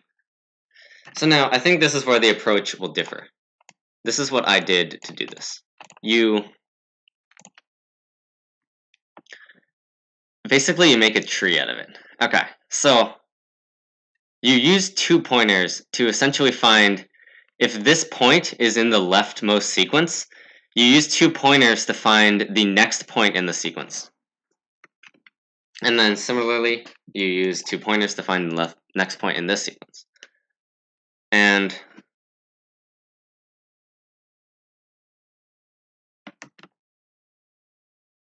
then what you do is you add an edge. You consider these as vertices. Yeah, orange. And you add an edge between every left point and then the next point. Specifically, you'll say that the next point is the parent of the previous point. So for example, we'd have this relationship 1, 3, and 5. We'll assume that this is also the next point of this, which means that 3 is also the parent of 2, and 5 is both of these. 5 can be the parent of both of these, so 5 is also the parent of 4, and then 6 is alone, which is sad. But yeah, so this is going to form a forest, possibly like multiple trees, possibly 1 tree, but it's going to be a tree. Like every node has 1 parent except for the end, or except for some of the ends. So, and there's no way you can have a cycle, because that would mean that like this has to be the next of this, and this has to be the next of this, which clearly is not possible. So we can make it a tree, we can make it undirected, directed, whatever, it doesn't really matter. And we do the same thing for the right. We add an edge between, we say that the next point of this is the parent, sorry, the next point which is this, of this node, is the parent. So this is the parent of this. So I'll construct this tree here too. 1 and 2 are roots. 1 is alone. Both 3 and 4 are children of 2. And 5 and 6 are children of 4. So it's actually kind of symmetrical. I'm not sure if it'll be symmetrical all the time, but there's no reason to assume that. Okay, now we have to find the length. What's the sum of 1? What's the length of the subset? One thing to observe here is that because every parent is later, let's only consider the left tree, the right tree is symmetrical basically. Every edge, like if this is the parent of this, then this is later in the array than this one, like by definition, because this is the next point in the array. So that means that this index is greater than this index. And specifically, any parent's index is strictly greater than the index of the child.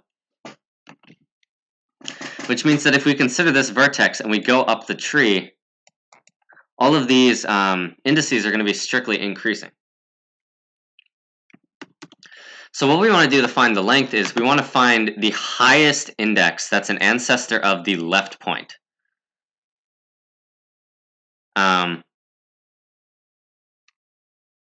example, let's say we had this as a query or something. I want to find the highest index that's an ancestor of this left point, but not greater than r. Because if we had like 7 or something, this isn't part of the range, so we can't use it. So this would be 1, and the length specifically is 2. The way you can do this is with binary lifting. If you know binary lifting, it's basically the exact same kind of binary search you do to find the LCA, lowest common ancestor. You just, God, that squeaking is annoying. You basically consider all powers of 2. So, like, say you're here. So you consider, can you move up 2 to the 3rd without it, like, being too high, either going off the tree or being greater than r. And if so, you move up 2 to the 3rd. If not, you don't, and then you consider 2 to the 2, and then 2 to the 1, and then 2 to the 0. And the reason this works is because in binary, you can make up like any other number. So it's like a weird form of binary search, which still covers the whole search space. So it's going to work. I think the order of this doesn't matter because these numbers are independent of each other. So you can just do whatever you want, really. Yeah, but anyway, that is how you find the length. And then the length is just the difference in the depths, again, plus 1, because these are 1 apart, but you have 2 nodes. And you don't have to do the same for the right, because like you only, like the length is going to be the same for the left and the right. So then that covers this, and you can probably see where I'm going with this. You can find the sum of Ri and the sum of Li also using binary lifting. Where instead of the 2 to the kth ancestor, you just find the sum of the 2 to the k nodes above it. So for example, like S of 1 and of 5 is the sum of the 2 to the 5th nodes above 1, including 1. And then S of 1 of 0 is just the sum of 1 itself, and S of 1, and S of 1 of k is the sum of the 2 to the k nodes above 1. And obviously you just want the sum of the indices. It doesn't matter if you're 0 or 1 index here, but yeah. You use binary lifting to also find the sum. And sorry for that drawing. If you know how binary lifting works, that should be a relatively simple extension.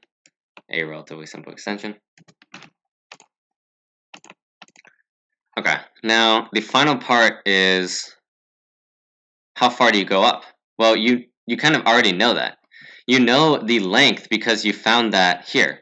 You know the length of the sequence. So you only need to sum up the Ri over the length of the sequence. So for example, you'll sum up over these 3 nodes if the length is 3. And similarly, if it stops at 5, you'll sum up over these 3 nodes. Or if it stops at 6, or wherever R is, you'll sum up over these nodes. Both of these use binary lifting, and the implementation is simple if you know binary lifting. It's basically the exact same thing. So you compute these three things, and that's just it. Then the answer to the query is that. And the binary lifting takes O of log n each time, although you do 3 different binary lifts, so it's kind of like constant heavy, I think. We have 3 seconds. Time limits are kind of generous, especially if you optimize stuff. Be careful that the indices might overflow, because they can. 2 times 10 to the 5th squared is big. It's like 4 times 10 to the 10th, which is too big to consider. So, but yeah, that is how you do it. You just do the binary lifting, compute the sum, and print it for each query. Should be O of q n log n plus q log n, I guess. Okay, the other problems are E and F. I didn't solve either of these. I didn't even come close. Like, I barely thought about them. I was spending all my time on D. So, that is essentially it for these problems. A to D solutions are good. They work. I've proven them by AC. Yeah. And that's essentially it. These problems were hard. This was an enjoyable contest, huh? Like, D was kind of nice to reduce it to all the algorithmic stuff. Jesus. And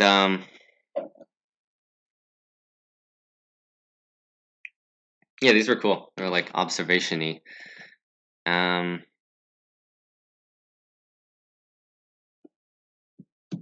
Maybe B and C were kind of more mathematical and just like reducing it to the algorithm, but there's still some substance in them, I think.